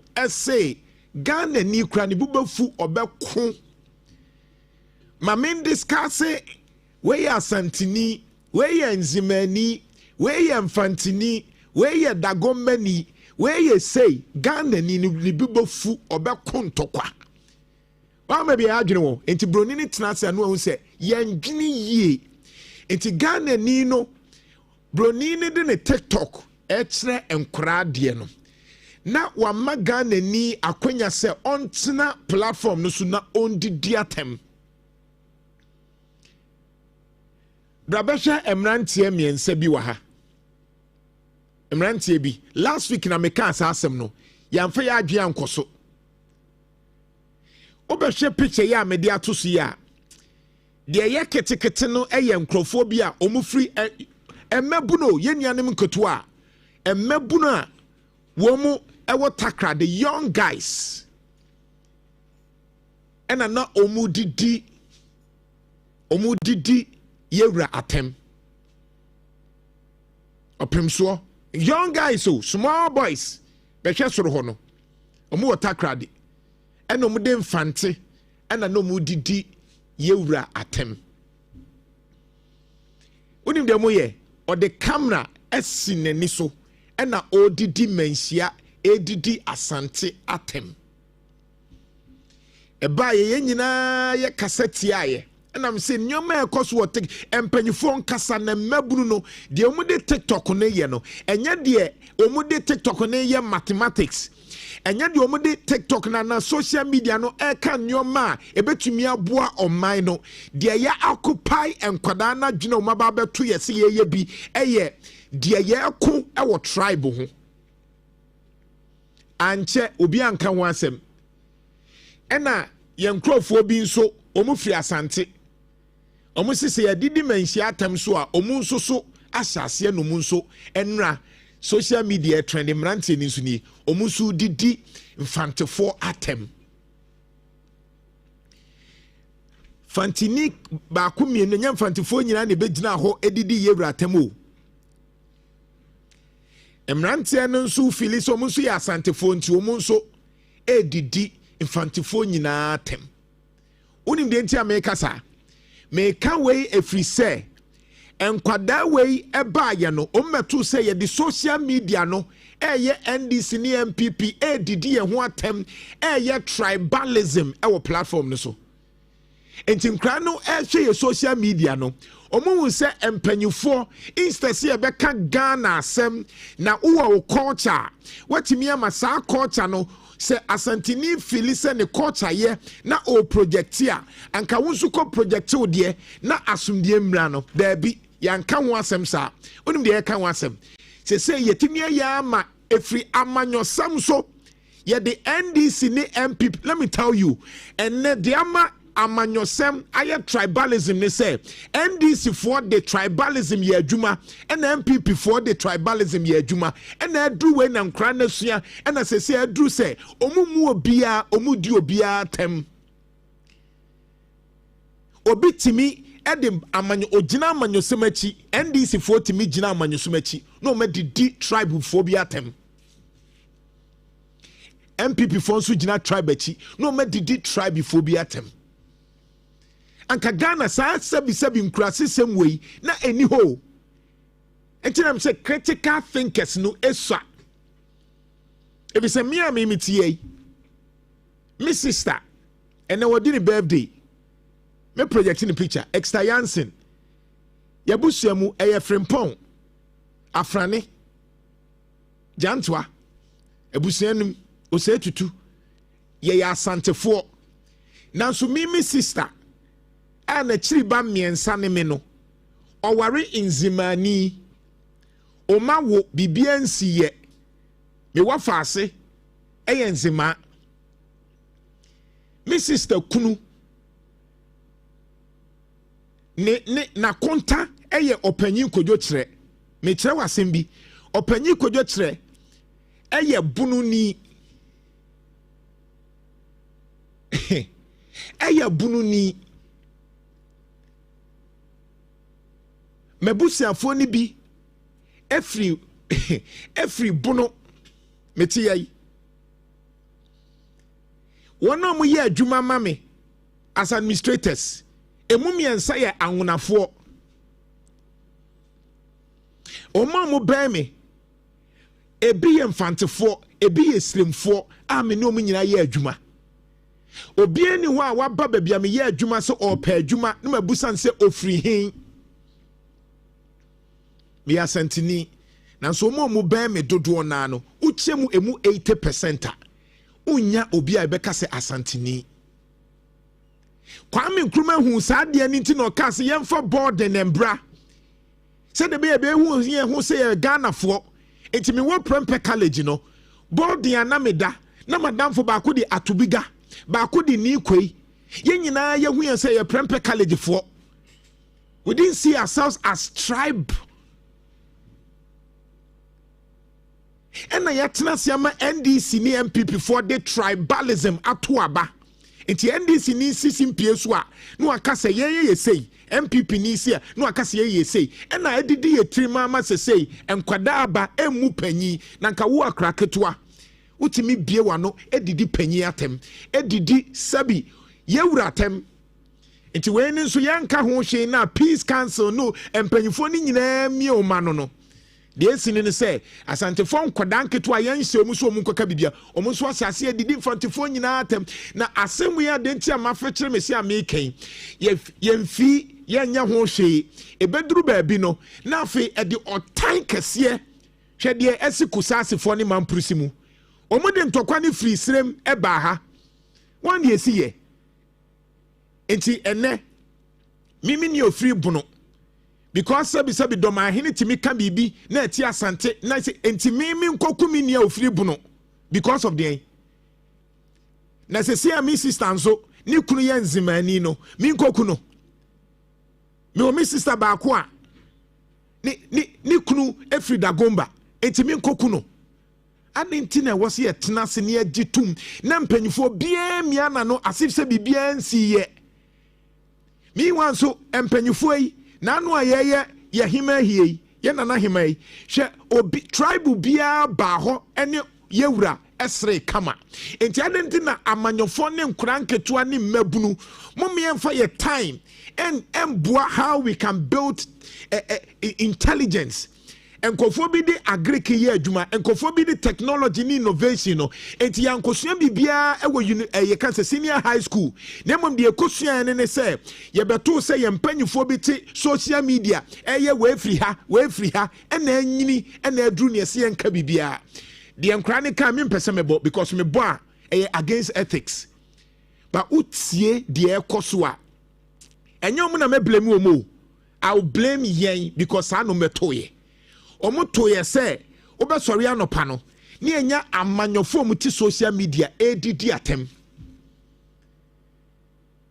obi sori anopa just because ba umie pe position ti ne asopa na kekan sembasa just because Joma Hame pe position ne akekan sembasa meanwhile we don't tackle issues obi owo ha bia nim se ye kan semefa president one yemfa ne personal issues me ye adwuma nemom na adwuma oye no ene ye go straight ni akaten say ade awuye nye ade awuye but we are not going to attack but amanyofo na timi attack my personality etimi ka say wey ofri hanti oyesei ofri hanti oyesei ofri ene ya build this na echi etrim this is cancerous empanyufo amutie ye na nanam himfo amutie amanyofo amutie ye gentie nkra na hyase eye tribalism eye asante fante inzema anwona ne nasefo mo na mo hyase na nkra na sua stop it because it's dangerous it's cancerous. Tribalism has no role in Ghana And I know me catch Article 41. Then I can ask, you need to promote national unity. And to your boarding school, are we saying, say, we are Fantini and Fantifon Kwana network. We are Santini and Santifon Kwana network. And then we have allowed the politicians to take advantage. And no matter chem every and you who say dangerous.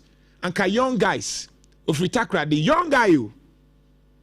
Yan who are money with university, or mobile be a truma dear, which then be a won't you, mumpo.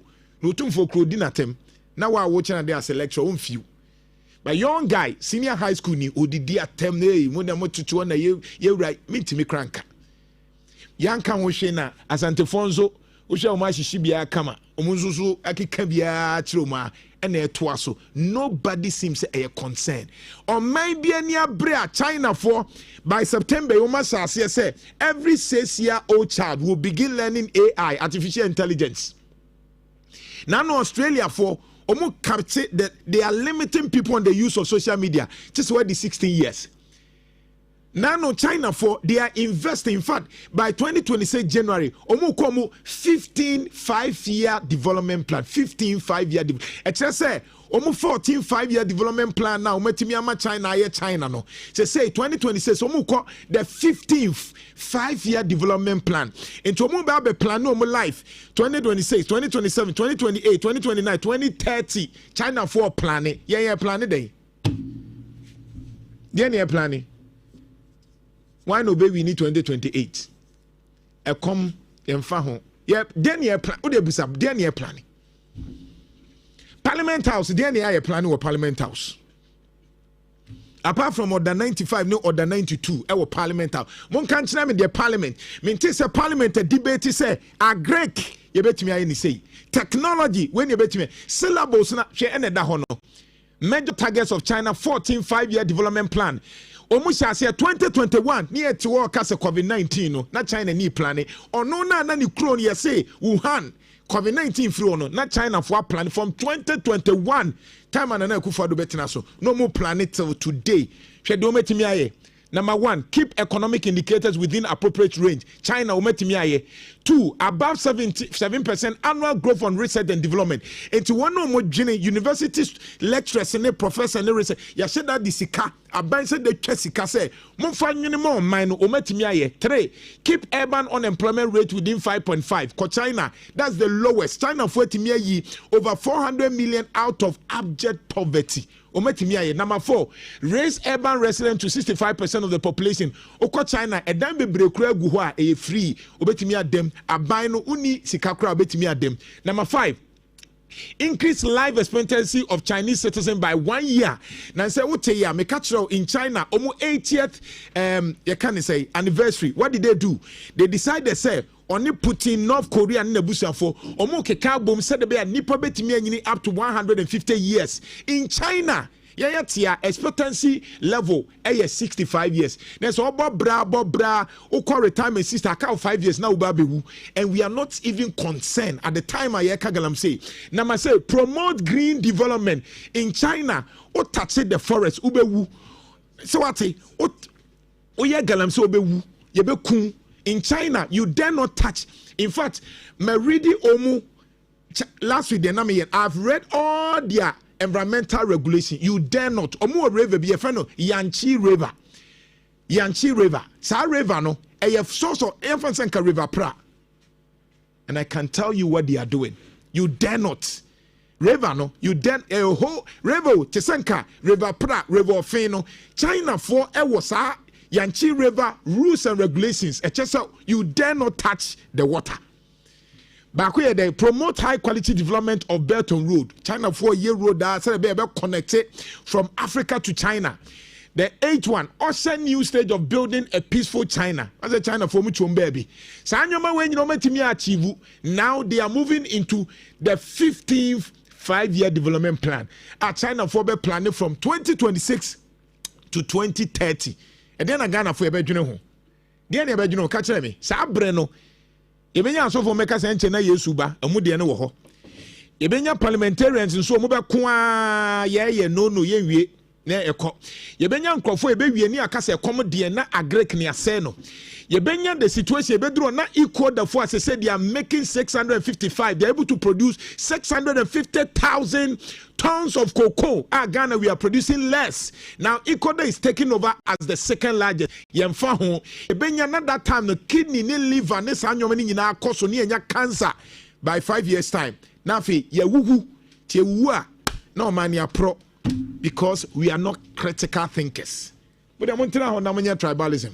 Oh yeah! Come on! Isra 104.5 Kofi yanya kwena fe ne honorable are you free ntwetwe nkomo. Nana, good morning. Very sad to, I mean, Obe who says I know me kokoso a society, no, but Nana theories be person mechanism. I mean, lock or one of a year Erickson Munina idea free no. One of the I mean outstanding psychologists are the theory by, and I want to talk about the theory kakra or the betuja na or can about or say tabula rasa theory no. Nana, I just say, Ubia yebe wuni bia no. I say, Yawa, Ubre no empty. It is ya wa kwada wa Ghana hano. Iti na be say akwada ya wona brochi ni de o Ghana hano esuban no ya na nsunsun yedem. And they say Yawa, Ubre ni empty. Bibi enim. Ti afina baby a wo no ebe start ama no ma bi ideas bi aba adwene ni mu. Na sa ideas na eba adwene ni mu no aba abeboa wa ma watumi adane suban bi edi. Na you rightly said say ye ni akwada bone wo na emum ye wo pani bone. It's because of the fact that ye society no suban ya mpanimfo bi dan edi no. And nkwada no mo buy with empty razor, empty slate no, like empty brain no, o ma be peke ehun say pani bi yes ade we. Na saade we no ye no ebi kura making ya ntwe na so ye no ye won krofo bi kura o mo bo na baso so wa ya ade enso bi ade no ye ne nye papa no nti ye promote saade no na ma nkwada no so peke enya saade ne ntu o mo adwene nana ya ba bedrum pempenso a enkwada timi tena ho hwe television so na pani a utumi so wanyire drum pempenso a sabio ese ne kasa ho te sebe ne kasa no wodi nimdie ne nyansa to ho basa pani ni betena TV so kwada TV na ni mu hwe no no odi atem edi ne Ghana ni bia na so obi asi wo di na tempa nyasem ketwa because of amanyosem, because of tribe, because of religion, because many wo nya adwene wo bibi hunti. You talked about nipa and said you must down so far say bi no ho mo dwene no ma hu no ma siginaye obi so odi ade ko bia na odi akire because e bia ye ne dia na ho no wo nti obi no wonya adwene nti no obetumi di na TV so dinatem and the kids and kwada na eba no empty slate ni kura no wo hwa na wasua. That is what Locke is talking about. Na akwa koba ma jese suban ya nkwada yi da na di ni nyina na kire se ye mpanimfo ni bi na ama won saa entity no na momusuban a omodan na di wa amanyosemu omodan na di yentia na ehu asofo okro mu twaba mo baby a yesi ekosua suban pa ye the religion e shape ye mbabunu ye the religion e shape ye nkwada ye hu asofo a etimi gina ayi so puppets na nse kura na im se kokofem kakrewu timi twaba ye ho pa na akwada na fin se oh yesi mi nsuro nyame mi nsu entimi ehwe sofo so asua na ohun sofo odidi atem yesi amanyofo esi ye ni mraso ba ye hu ye wo man mu hwe nkrofo a wo mu bu mraso a yenye wo mu hwe enena me ka se bi hwe China former minister for agriculture and rural affairs yesi Tan Renjian no seden ya sentencing to death edintia $37.6 million yo nana se Ghana ye corruption na me de kan meka se pe $37.6 million se pe enti papai from 2007 to 2024 yes RDC yenenti yes sentencing to death corruption no and never bunu ti Ghana ha no wo hwe suban ya ampanifo bi adi anim ya yes we yakodi scan ye ja no oh because o amanyo sem we mu ni ye ja no akwada ne besua ebeko ne timo behu se hu Ghana de wudi e beja o na beye ne suban ti when you are asking say the enti na wo manfo ne ye corrupter no wabisa on say akwada na oba no oni hwe da ne tim de no behu ye e wo man animu ama no so ay corrupt ti akwada wo te China se sia no so wo hwe eye de ye de ye Tan Renjian ya obi wisas wo ko ball man kro no a ye beku no nti wo bese sana dwene nya adwen foforo wo ni trim ba Ghana no ye de ne ye protect and a former French president Nicolas Sarkozy diezo 5 years o wadwene ho keke onye sika no kra beton account mu or pay campaign 2007 or pay campaign dini aid and wako wuro mu akopesika wo Libya keke sika na medru court so nkodem 5 years o yusu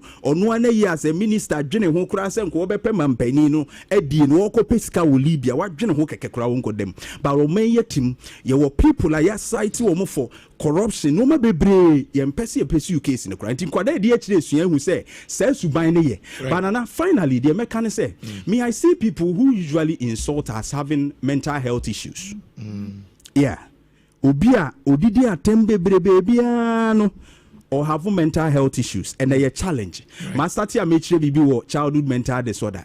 Sometimes it starts from omo nkwada brim de ba be adolescent and odi anyini ye will be a friend oppositional defiant disorder na e won kwada mu be pia adolescent mu na na mo ye very hostile wo mu pani wo mu authority omo chance ye free school mu ye hunu primary school ye hunu JHS no odi anyini ye nka no hwe no odi ko obeye panyina ye be hu sansunsu aso ebi na another one antisocial personality disorder no so wum ene ye won crofo so a ebu amu disorders na sase bi ye manic ni depression akabo mo bi ye bipolar no etimi sase free na adolescent mo no de kwa na sankrofo yi omutumi nya bibi e friend intermittent explosive disorder omo no kokono bibi kakra bi wo so no wonya abotre obedi atem and you see me who ne say there is no way any person who is sane and cultured sabio na dream da ho nim papa ene bone nim se metia will be fan wo die so obekọ so aye amani pa the Philippine because obi oye se be mentally healthy bia no or respect the rights of others and or respect life nti mesre say yenhwe na yen respect ye ho na yen true that insult a behavior na ya learning from society in influences na nkwada so nya bibi pensua and that will help us build a country a home for us all. Thank you nana. Medase Insha 104.5 honorable pacho betanse mami odiyanye isham quickly na fe Jantuah so Insha 104.5 se wutie mi a enyoma ya bobo si ka kire wo se edindie so be fani sa kakranga kra Absa say your story matters. Absa say your story matters. Inti braneni indidwa ni ntimi emboa bebre akwaniasa bebre so. Absa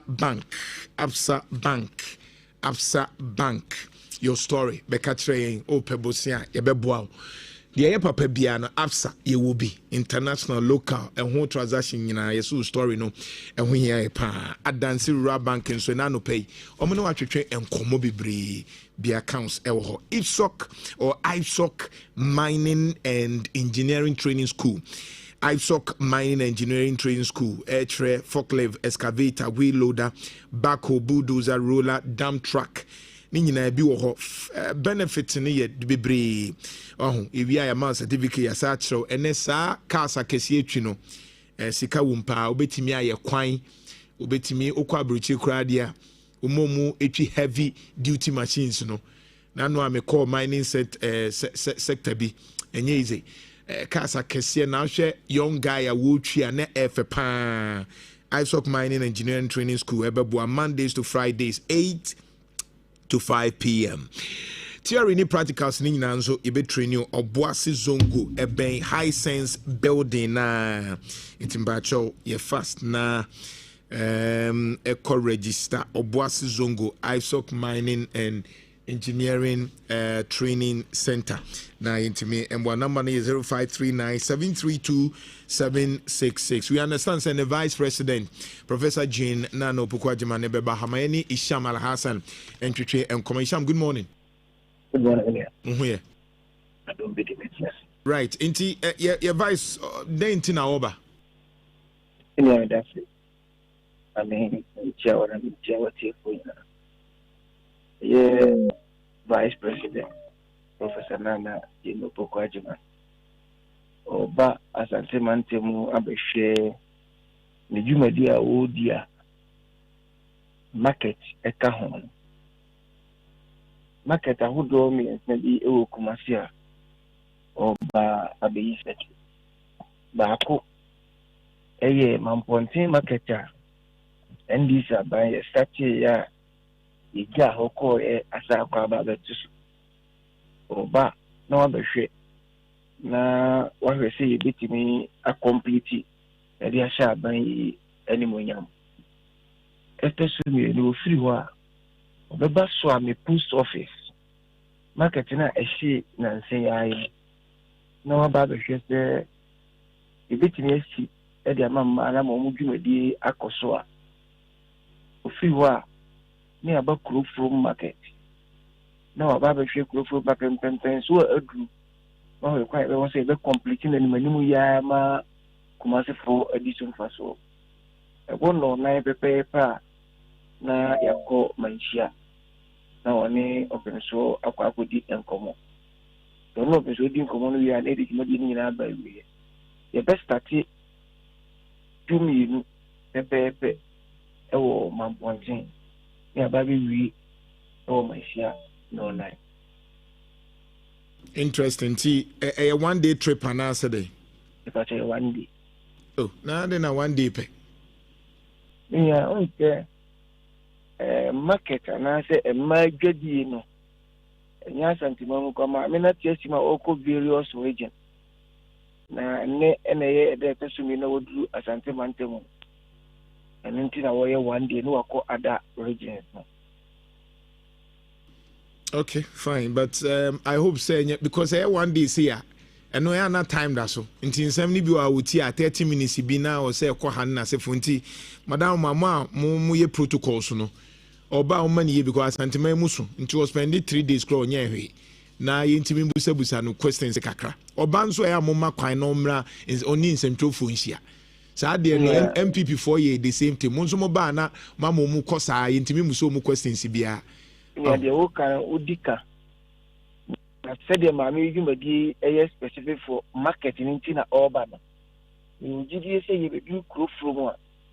Obeka, you know, ye, Nina, Bonoa, dressing mediano, and Sana, your comments. Mate, and see, infancy, I be follow the BCBA, Isham dancing. Ishaman Hassan and Otin and Kanashanti regional organizer of the NDC, part of the protocol team, Omo making sure say Vice President Professor Jean Nana Opukwajiman Oba. Bibia de beko so ne ho update na nyame adomo china so yereba yemrefi na yene MP for Efidiasi Asokore entwetwe enkomo or member the ranking member of on the Health Committee of Parliament na I mean, Pegana ha woman play role ye in terms of Ghana development. Baby, a professional medical doctor. Now, Obeka and say was a trendy. Or trendy because yes, I see the go NDC for no so say Galamsey no moon solve no. Omako chini tape aba say or no cry now MPP for mu support Galamsey because on no can say Galamsey no.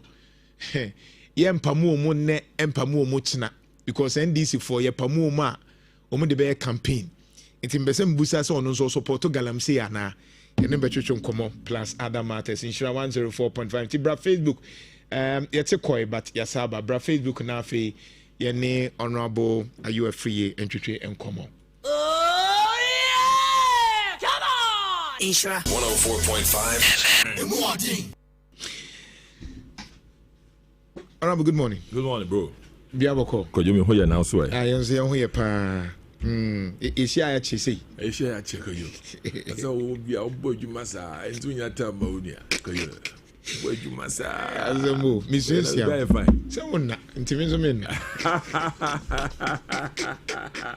Could you mean that about me? You man, quo, sir. Say if you mind and have my phone. I oh yeah. But the Musa down we are the abad. Okay. That is if was my idea. I didn't think I could say Galamsey no. Mpene so mpamo Galamsey because at that time you can say Galamsey no. I was so ye be fa ho.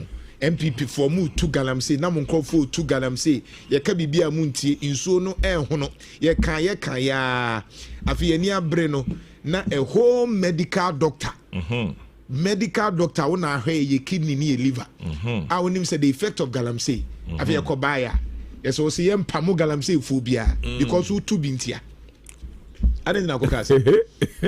Some to be a bomidi. I will go back. I did go. Koyoy. Yes. Mamin T4 Joseph. Love FM. Share my group. No, there you are always in your own space, and you set more set your agenda, explaining agenda, looking at issues of a trend in the interest of the public. And more change the musunti. They be more current, and even the area fikra more interested in policy promotion.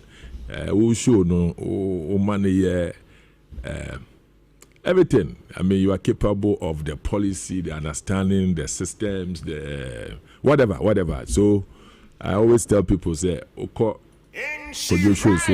get intelligent. Yes. Get intelligent, and I there are a couple of people like that were Ashanti, and I like that style. Yes. Good. Me that's CP. Koyo menchia machi etie for no machi asokoro ne fijase for. O madaro man na me de MP. Nti machi amuni na. Koyo. Me say.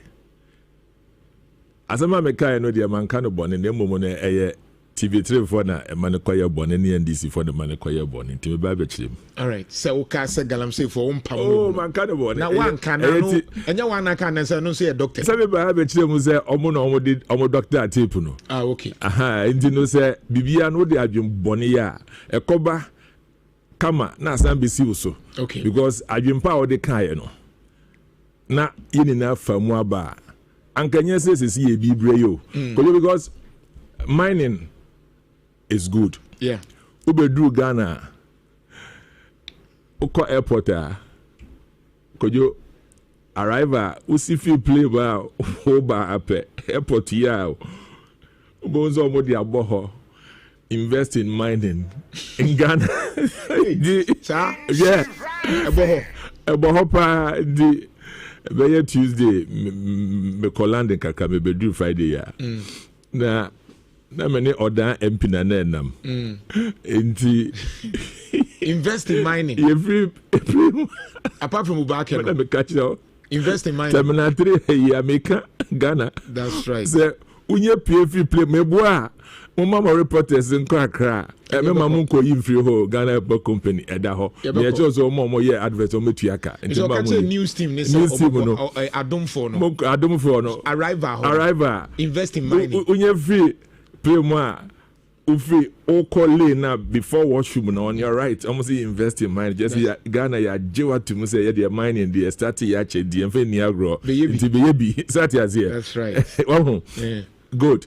Na the Biamika say in the literature of Emmanuel and a group of people almost published it 2018 almost say Ghana mining started 7th AD 8 AD just say another minio and yet nasemo and nananomo edi mining and almost say from their literature no almost say na in so to na a year begu river nano normal ho na amount for the year trading better just nananomo ejapadia Ghana and say Gold Coast. Yeah. Now the problem of last year and a yenyachum of politicians, and I said it all the time. Nameka all the time. Say Ebiti Accra, they confuse what is small scale mining and illegal mining. Then large scale mining. Now large scale mining, and then I brought from here mainly. Now and also na omukofom, and also na sikawumupa. Right. And International Labour Organization they classify it as the legal form of mining. Now, the one a year less expensive to approach are obetmenya good no, and the better small scale mining. Right. And also over 100 years, Ghanaians are small scale mining. Yes, through Nkrumah companies Ghana for dia eno no mo ya na wakata so ensen suo no nti obi wo ho ane nananem companies German na besi ne aban na regulate or license for ministry or license from EPA. Okay, good. A bit to be a small scale mining na oma frame chese oye papa eso so bone so but what you say they are frame yes we are frame oye small scale but oye galamsey yes okay and a bit so yes illegal mining ne dia ne say me bokro no me say no ye di abro right ntomo ko reserve forest reserve na forest reserve never say bi ntiase eh forest reserve the Akrobia forest reserve because of degradation erosion rainfall ni we nti enye bebia na yekomu inremo Akrobia omo ye market area right this is a forest reserve in America UK yetimi ja area because of the large effect of forest a lot of preservation from the uhun edua to insuo to a form to minerals to nutrients to environment just say a man for crampo they don't understand it right and you know education wo good ena yensu so say insu so no doctor say na okay mi moja 70 per uche moja no mudu a enso ene nechi eyensu right enti insu oni ho no a moja ni ho no ma say nkwa ni ho say yewu yeah enti se si ano de omo ye ni yewu ba eno ne ha you can say adia bi asi a you were immediate medium long term on the immediate na almost say yemfa emergency ban ento and I say emergency ban na do ye bio amfa emwa bi ama debi enti at that time no omoka emergency ban no and even now no I na UFA I will not subscribe to emergency ban on all forms of mining right. But may you very happy for government to classify omo small scale mining which are genuine by virtue of teams alcohol with journalists stakeholders to verify small scale mining. Yehu ni papa small scale mining na enhye omo so a epese bi no in crying. Se bi enye Ghana ni bia ne sensuo mining. Right. Me nya bi o. Mebusu ani bia nya bi. Me nkasa ma omo nya me namfofo. But no cry, they all add to the ecosystem, the economic ecosystem. Emma Ghana impuntu eco. Say a yesikefio, a yesikabonio. And so good no or the bar, unim the difference between the bad and the good. Right. Yes, uniman kabeka say oh go di there, kwanya de fa so mempenti mempe fako. Right. But what you say? But Ghana hu here. You see the eco form. Ya hu chira eba. Eye obi gold and a condi chrome emma gold no more reserve emma or no sika de bia ye den ebe fa gold no wa ha and yeso de bia no ye ho de nko form esan say ye gold near the kwama no ye nkipi wa ha right enti ye nye ye niam ye right ye nye ye niam ye I should think say we as politicians may have failed from independence to now because so we check your gold and I say the offer gold so no check the binance onye binance and the dachi na ebusunya for there bia obe keep the gold na we nani ama de besi BNC and I should think that we politicians maybe they menka ho but say oh solve the problem there you have to deliberately put yourself in I think young politicians in pre-independence to now we must admit say we have failed the citizens because say onye gold krana the indirect benefit you have from gold no untimi nka ho asem enti bone kwa why you come and I cascade it to now to this point and on a emergency bag na obia oh ban na there be na ban saying enti how would you then let the bad people be called out? How would you then encourage the Ghanaian doing the proper thing to do? Because on also no a creative job and helping the economy and now okay bani gold says what is the percentage of forex? The dollars bag and hand the percentage of gold forex, the contribution of gold. Now you hold the percentage. How now we say banning emergency no a ad hoc a to say panic a to say we don't plan like you fail to plan so you plan to fail so like You see, you have fire service. You say the no more chain is because it's a small scale miners funny be a galamsey in Intino. Oh, ban any baby a month or two now to me babe we are. Then you can allow the good ones to start operating. But when you ban it, the whole, we are in economic recession, sort of, and coming up. So when you do things like this, Bibia in economic policy, I'm steady here. Bibia will answer, right. Everything in economics is right, but it depends upon the approach. That's it. And to me, can say emergency ban and you're right. No, but me so me for no. But why wouldn't you by now 8 months unclassify my year? Small scale for any year. Now, no say small scale for bisu or evidence ye. We mu ka no say so no. Now, what group woman na to small mine? No, I say, some companies when na ye part of the ebe banino. So what I say? Yeah. Let's just say, we small scale by now we di esuma sigwa. Okay. So you are trying to encourage omo small scale mine, and they said there is a reward for something good you always do. Right. Abema. Omo ye small scale mine no mo sika. Nti so odi wa bro or the mag gangs no e mo koye. Omo ba na ati say ye maye nche. Nti no ono oye papa but the sika san so koye extra job enya bi wo ho. Right. Nti say by now why owo state machinery, owo BNI, owo bibia BNI wo every district. They see bi omunim, they obi di krampo munim, on person mo ho be hu. Nti untimi enka say by 9 months now no profile ma ye hu.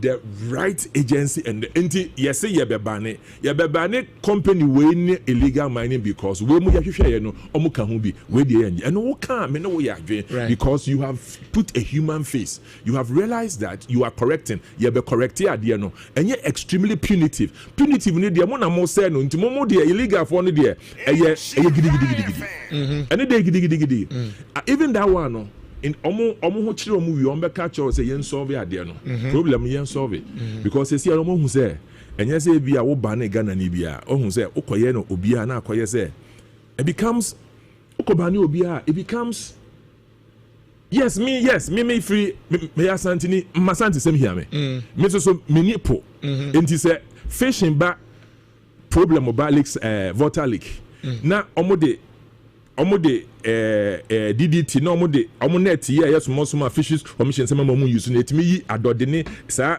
akpavi small ones no say no don't use no right. For 20 years and you go to the documentary they've been talking to water the mining along the water lake say o de amonya ne say omo can say you ban water lake because also the lake not ho no and you cannot just go and ban somebody's household economy. Look at the adverse effect, right? And me good. Me support to good, but baby I miss me free war or the forest zone. The Yankopon the chair or no. Enti enye se menu anti so no dey say. Enti o koye dey classify. Na me hu say company bi woni abon say mama say na ubon say journalists will be celebrating the companies and it would start motivating small scale miners say hey masa. I think the problem here, the term that you use, say, unbanning galamsey. I'm sure so can say unbanning small scale mining now. Good, and also no, this is the interpretation. Me catch you almost say a man for beating crying. Omu name the meaning of galamsey. Okay. Omu fre small scale mining galamsey. Okay. Esan say oye bibini dia, do ye bia ye boni. Inti dia bibini ne ye na eye no kre na ye papa na aban e ma ne krata no ye ne ye no obi tin kran ofe no galamsey. Okay. And I'm saying say the ono ko enre mu ko nsuo mu ko sei ko bokro no sei nsuo na ye ono so mo fre no galamsey. Okay.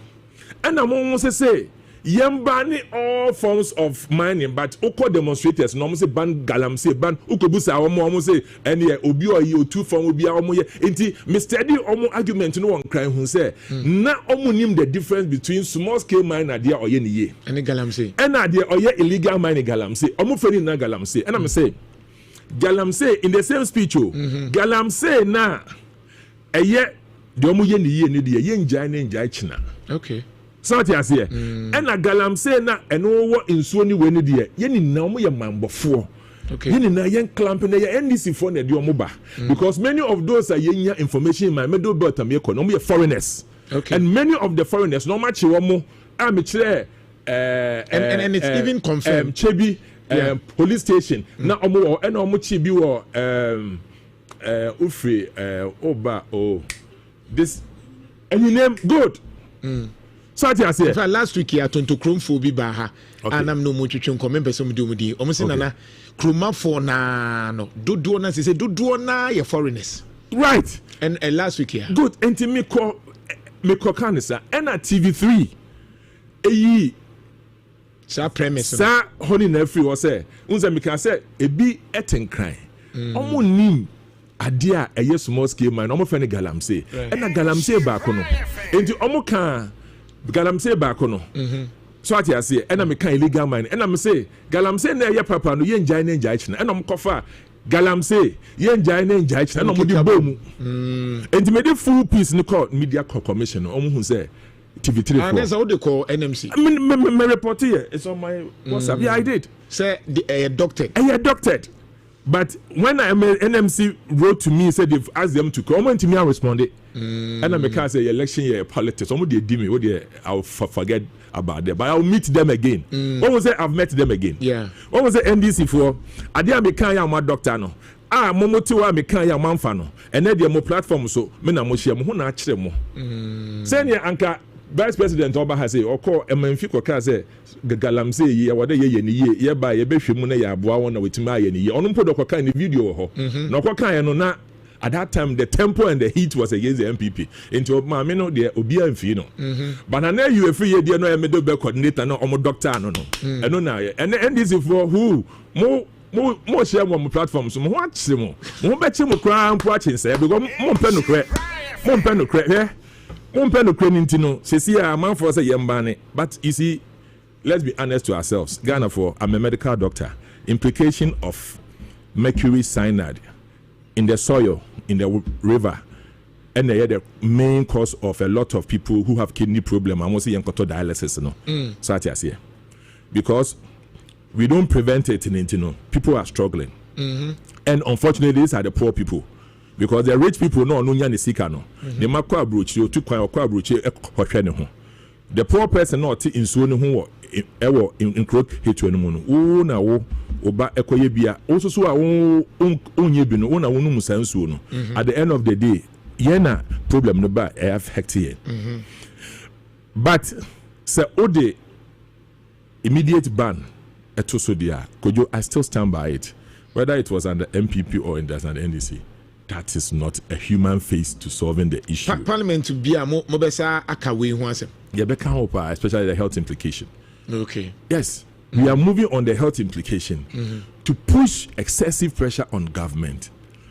Omaye hu konfo papa ni konfo bone. What you say? Good. Ena insuo na ankobra na ense na ese na Joy, mo multimedia for koye interview almost say there be almost 30 years 6 months ni na essay no. Wodi blue water guard for akogu epona insona no na yetuom posumi bia na afi na essay. Enti say policeman okwohwe ade na say wo okumi ko adwuma no pa na anwumre na yenkun na wote ho na wo ye wo adwuma na say insona say ya. And yes, and metimi aka say woni akronfo na ye adwuma no bom. Because at the end of the day the government has all the resources to be able to find the source. Look, as a medical doctor, I say go to the, even if there's a public health emergency, go to the index, the source. Mube to me the helicopters, what Ghana Air Force na ni more canoe, ni more speedboats na. Mube to me with stakeholders are finding the entry of the pollutants from the soil or for the area. Odi opa mo mamo ho say inso no wa ma ntimi mfa 1 week o dey mamo 3 weeks mo betimi dey to boase morning and evening e dey hu all the sources of contribution na mo timi afine why mo be busa mo why I go to the source of the pollution, critical analysis, basic and government me in the source of it. Now you are going to ban emergency ban. You are being disingenuous. You know the people causing it. You owe all the resources to power. So, in as much as MPP government was helpless, almost show good faith. Nanado take a risk. But no all the support of opposition, the opposition, the media, and everybody. But at that point, no opposition, the political. Okay. Emma, a costume is seat ma a man for no threaten another car say ye be show and also say mo be show me kura nyahwe say meji nipa ne nkwa through the money they wo dey be si BNC the co-election no ye nipa olusu seat bebre yeah na at the same time no NDC for ne to aso say ye bakura omo amacheche mo ne ye be release omo so you see NDC and then so mo buy on ntimi nchempanifo no nkra na omo kana no mo say NDC you mama NDC mo politicize the fight and if this fight to be successful you NDC I was say mo can sorry one na mo che MPP for tenase say Jack na mo che ahemfo wo dem suro kra mo ahemfo en catalyze na ma asiafo ne hu say nkrofo no na mo pa mo se mo betimi aka no kra a bipartisan monitoring or a national committee that work with state agency, not military. Don't go and tell the police more a military person there who says order from above. Now order from above, the one above and Hannah appointed. I don't believe in that one. Yeah. But if se wo se wo pese ye boawa ye moawo mo. But me a politician, me can say, oh, emergency ban, but massa, oh, bania, good, good, see the back of form. I want you to be bano. Me happy when you be Ghana Nikwa for you to get power. I don't think that one is a logical thing to get power. Okay. So what I say, right. And to me, no, I will not subscribe to and can make us say any no, I don't enjoy that. You if you watch her, nurses for no call strike. I pleaded with the nurses. Say, can we mobetimi akọ back to work na amanfo nya omo nkwa ba ebe ka mamo and the idea ho esimu ne start say ye ka I could have said after all 2020 omo call the same president no man call strike 3 weeks mama na 4 months to elections around this time August omo call friend say strike 3 weeks no more penny class 7 omo hu no at that time, man caso MPP ni, but NDC for no more funny idea no. But momo the idea by we told you people. You see, there are things you can do politics. But I ask myself, in the Nipano Lusu all his life, what is the essence of the politics? I'm being stupid. But when we started first, now buying cooperative, now say now PG now, you get to a point you have to get bold and become political because they are also all acting or acting. Right. But on started first year, on second year, now the third year straight. Let's just say ulterior motive. I want power. I don't think we would like people to die and then we get power. And then who would you work with? But what you are saying? Right. I in my position always like commonsensical approach to issues first if it allows me, right. And also a radical approach which is commonsensical but like I said obiane the temperaments and how actions would be, right. And as we sit now the NDC government has failed 9 months woefully, right. And for Ankobra to also join through the multimedia work, it means that allegation there is a sense of collusion, conniving between the actors, factors in the industry, and Untina and Cobrano, Central Region for Omusu. Insha 104.5, many honorable you are free MP for FDS a member of ranking member on the health committee in Parliament. Now, Yembra Muluka. Minimze Dankwa, a credible person was Adiaba. Dr. Baumia, a lady in the post. But other persons why suggest otherwise. Dr. Baumia, a truly with Kenya Japan. But whatever it is, a few months, barely 4 months, na makwako tuaba. But say it's saying because there have been people who are saying, "Say, Mode Baumia ba."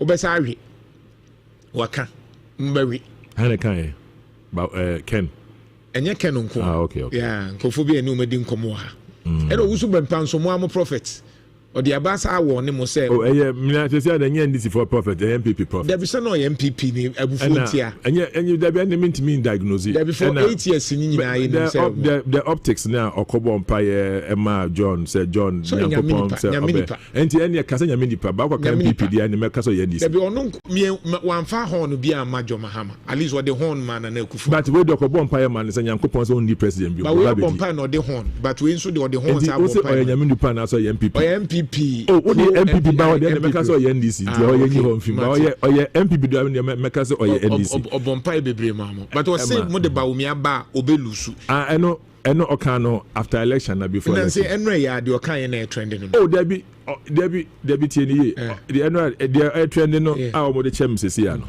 o say na o say NDC for to me conform Sena anano MPP for lose election cause we dey abedi chibi be lose election. We dey was repeat. Mesa ball no atro. Okay, obetimi asanso abo. Ma ball no atro. No uti na ate. Why clear say ma won wo mo. Say mo. Entino sena oye last election no. Ono ye okase Bawumia enwini. But John Mahama ebe wini. So atiaze. Yeah. So no a. And ono aso beka say skills says here NDC for almost skill almost 2 million a from so I say good and at start of the year never started no on one so say a can a baby nimebua enemy here start of the year also bempa also can a baby nimebua and at the end of the day year call a comebana and this year call enti ye kona se ye bedu ho no mo a ye adwuma so na obo ne empire ne so ye boy ye enti ne kakra bi MPP for musumuntie mo de NPP listen to your prophetic word MPP mistake amoye ni bre bi atwa mu no you see the mistake Musa head towards the same mistake mo hwe am so mo better opposition sa na mo da so te wo now the mistake you did some time ago you are still committing the same mistake. And if you are not careful, you remain in opposition. Semunim namo kofa nia enya nyame choice. Namo for so di nia enya nyame choice ba. I say MVP. Munim namo ko ye. Vice President who asema noka. Naze unim na okofa de enya nyame choice na ko ye we dey. Mistake na Dr. Bawumia. Maybe okay kabum ye. Se benya tete. Omo gidi na gidi di mama hasa mama yen koso na nye ye. Me come presby sorry. Okay. Bo haye wi Nyankopon oma me the direction. Direction Dr. Bawumia. Me kwa na me win. Eye Dr. Bawumia na o win. About we ono na ebe win he. Oko eye clear even Musa Dankwa, you have always seen me. I'm not for him. They we are me bashino. Me so and then me man any credibility to his proofs. But the other by two hobby and against Bawumia. And then ono ekoye biba no. Or say Ghana for voters. Omo check here. Omo person mo betimi ato abama omo Ghana no. 57% is there. Omo beto ama Bawumia. Pacho what I say. And na 27 say 29. Some beto ama Ken. And here Ghana for. And na onwa Musa Dankwa ya eya mukotu ni onwa. Osan so eba MPP for aba ekokoto no. And no say MPP for ekoto no. Omo check here no 47%. Musa Dankwa ya na onwa ba February March honomo. Eka se Bawumia obelusu. Ono na ba e no ka se Ghana for pep Bawumia after 8 months minima di assistant Musa Dankwa ya na all kasa die we enti ye de ane se ye ejuma ye boy empire ye tu ya namo ye ejuma patwati ase good na professor ewo Ghana ha say it no enye ba akopɛ na wo ho na Nyankopɔn o say o reveal in parts or reveal the other in parts. The same on who ni part no.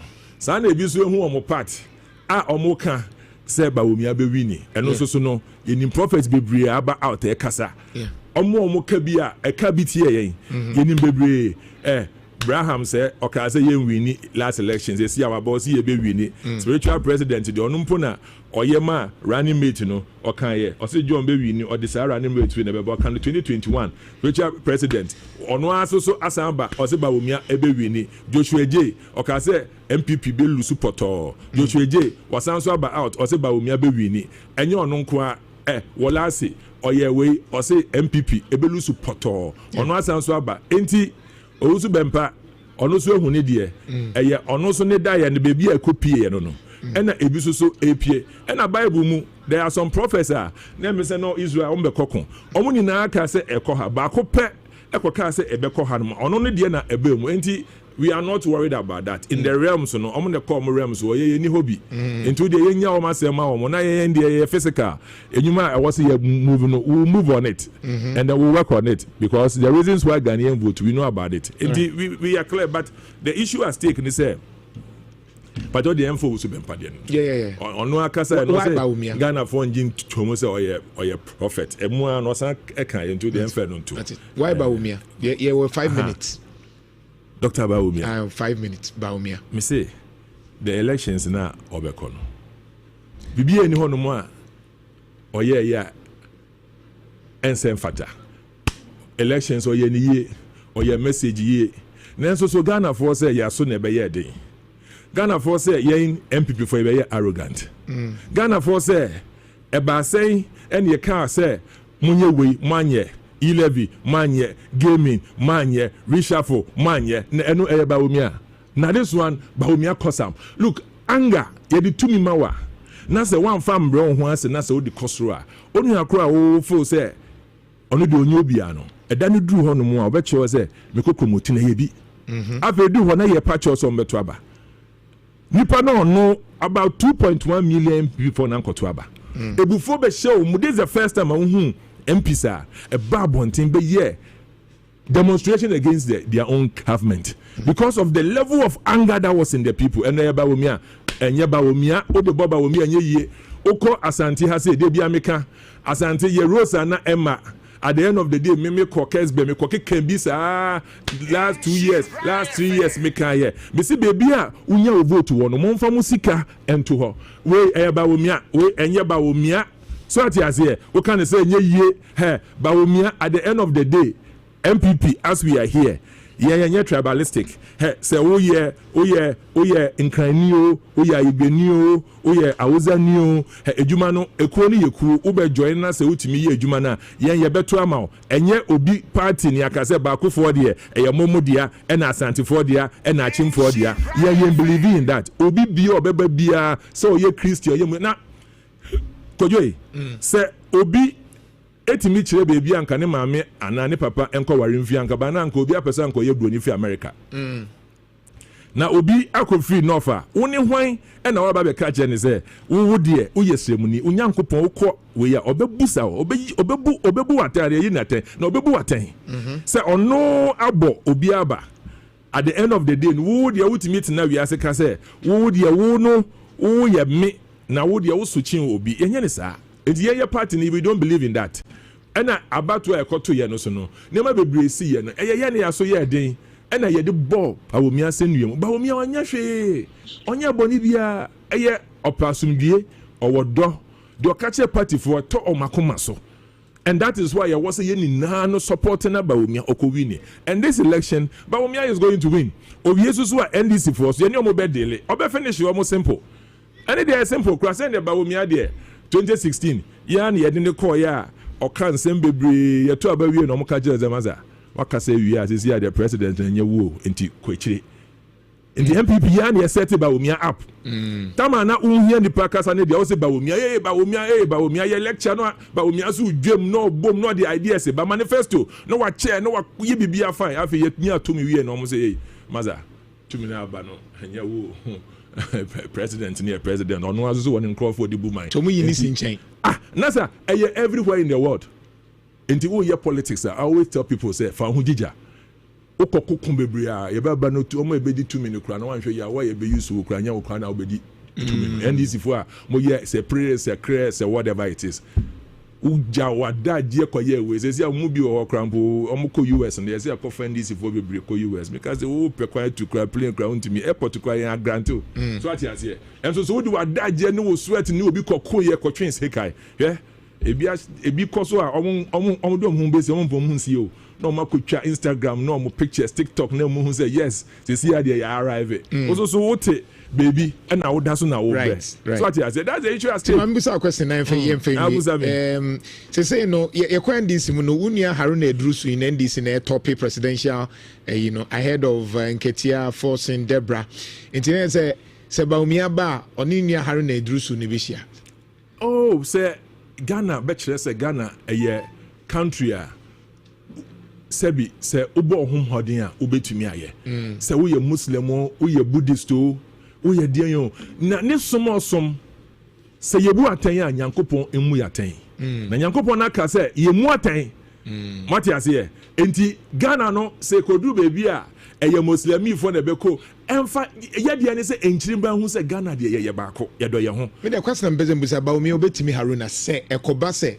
Baumia ne Haruna na ekwa oh me say president bia okobia one de okoya our party for so elusu ye no jama no kofo ni Atamos koye ojama Atamos fofi anto Atamos nti by all means John ni Baumia koye onanado koye nanado ji nanado ni John koye odema John nti se ya John ni Baumia ko okwa the same it won't change. Look, let's do Ansoff theory, Ansoff matrix. Let's do proper business development and business matrix. There's a matrix in business development and marketing. We call it the Ansoff old market. Now we share product, new product, old product, and a market. The market of political elections. And an old product, as in Baumia, and a new product. Now go and see the meaning. The meaning of old market is penetration. And the meaning of old and new is a product development. NDC would have to product develop. Haruna. They will product develop him for a period. And that is political economics. It is there. But for 16 from 2008, Akwalakra, you running mate with 4 years. 26 to 2007, how many years in here? Are we not close to about 20 years? Yeah, 20 years. In Takola, with the 4 years, is about 20 years. Two thereof, or two about 4 years in here. Right. And the Bahomia is penetrated. Okay, thank you. We'll find out where 30 seconds. Oh, but you were supposed to remember UDS for a winnie. I mean, the coach was UDS for my idea, and the coach, I'm say former RTU for coach being oh, that's yeah. Say in a time will be better shining. But I think soccer no, mama be soccer no. I mean, say omo kaba na switching there. Switching kalamse kaba. Soccer kaba wa Ghana hana the mafia no politics. The soccer politics. Switching kalamse politics. Omo ye mafia. Say omo so mafia is there. Omo fa ho ni wa koma o. Omo fa Ghana fo ho. Politics. Omo politics omo ye wo ho no. Omo ye sum nipa o. Sa nipa ni fi mo ye. Obu Ghana fo mo be su sa omo fi. Just say the politics of me say soccer no Black Star no me follow. Me I'm not good with football and stuff like that. But they be so omo din krofo akoma di agro. Omo man krofo wuda because those in the GFA they are mafias, omo so mafias there. And they don't care about Ghanaians and how you feel. They care about their money, their power and their game. How they survive. Me was yes yet to hodoma na ye tiem na manfo owu na ebi ku me wa say unim say ye tension to me bagana na football keke. Obi akọ win na ebedo aba. Do you realize that? Nyankopon okwan bi a o ma yetimi the football e the Ghanaians. First now boxing wa Azuma. Just we unite suddenly na ye we free ho. Enti obi nyanka football so na e thrive. Right. Nanka politics sebi pressure back too much and football. And so football for no. Me that's it. Honorable, you a free a member of Parliament for Efidiasi Asokore, a ranking member on health. Honorable, that's it. Thank you very much. Sports Etwaso. Yes.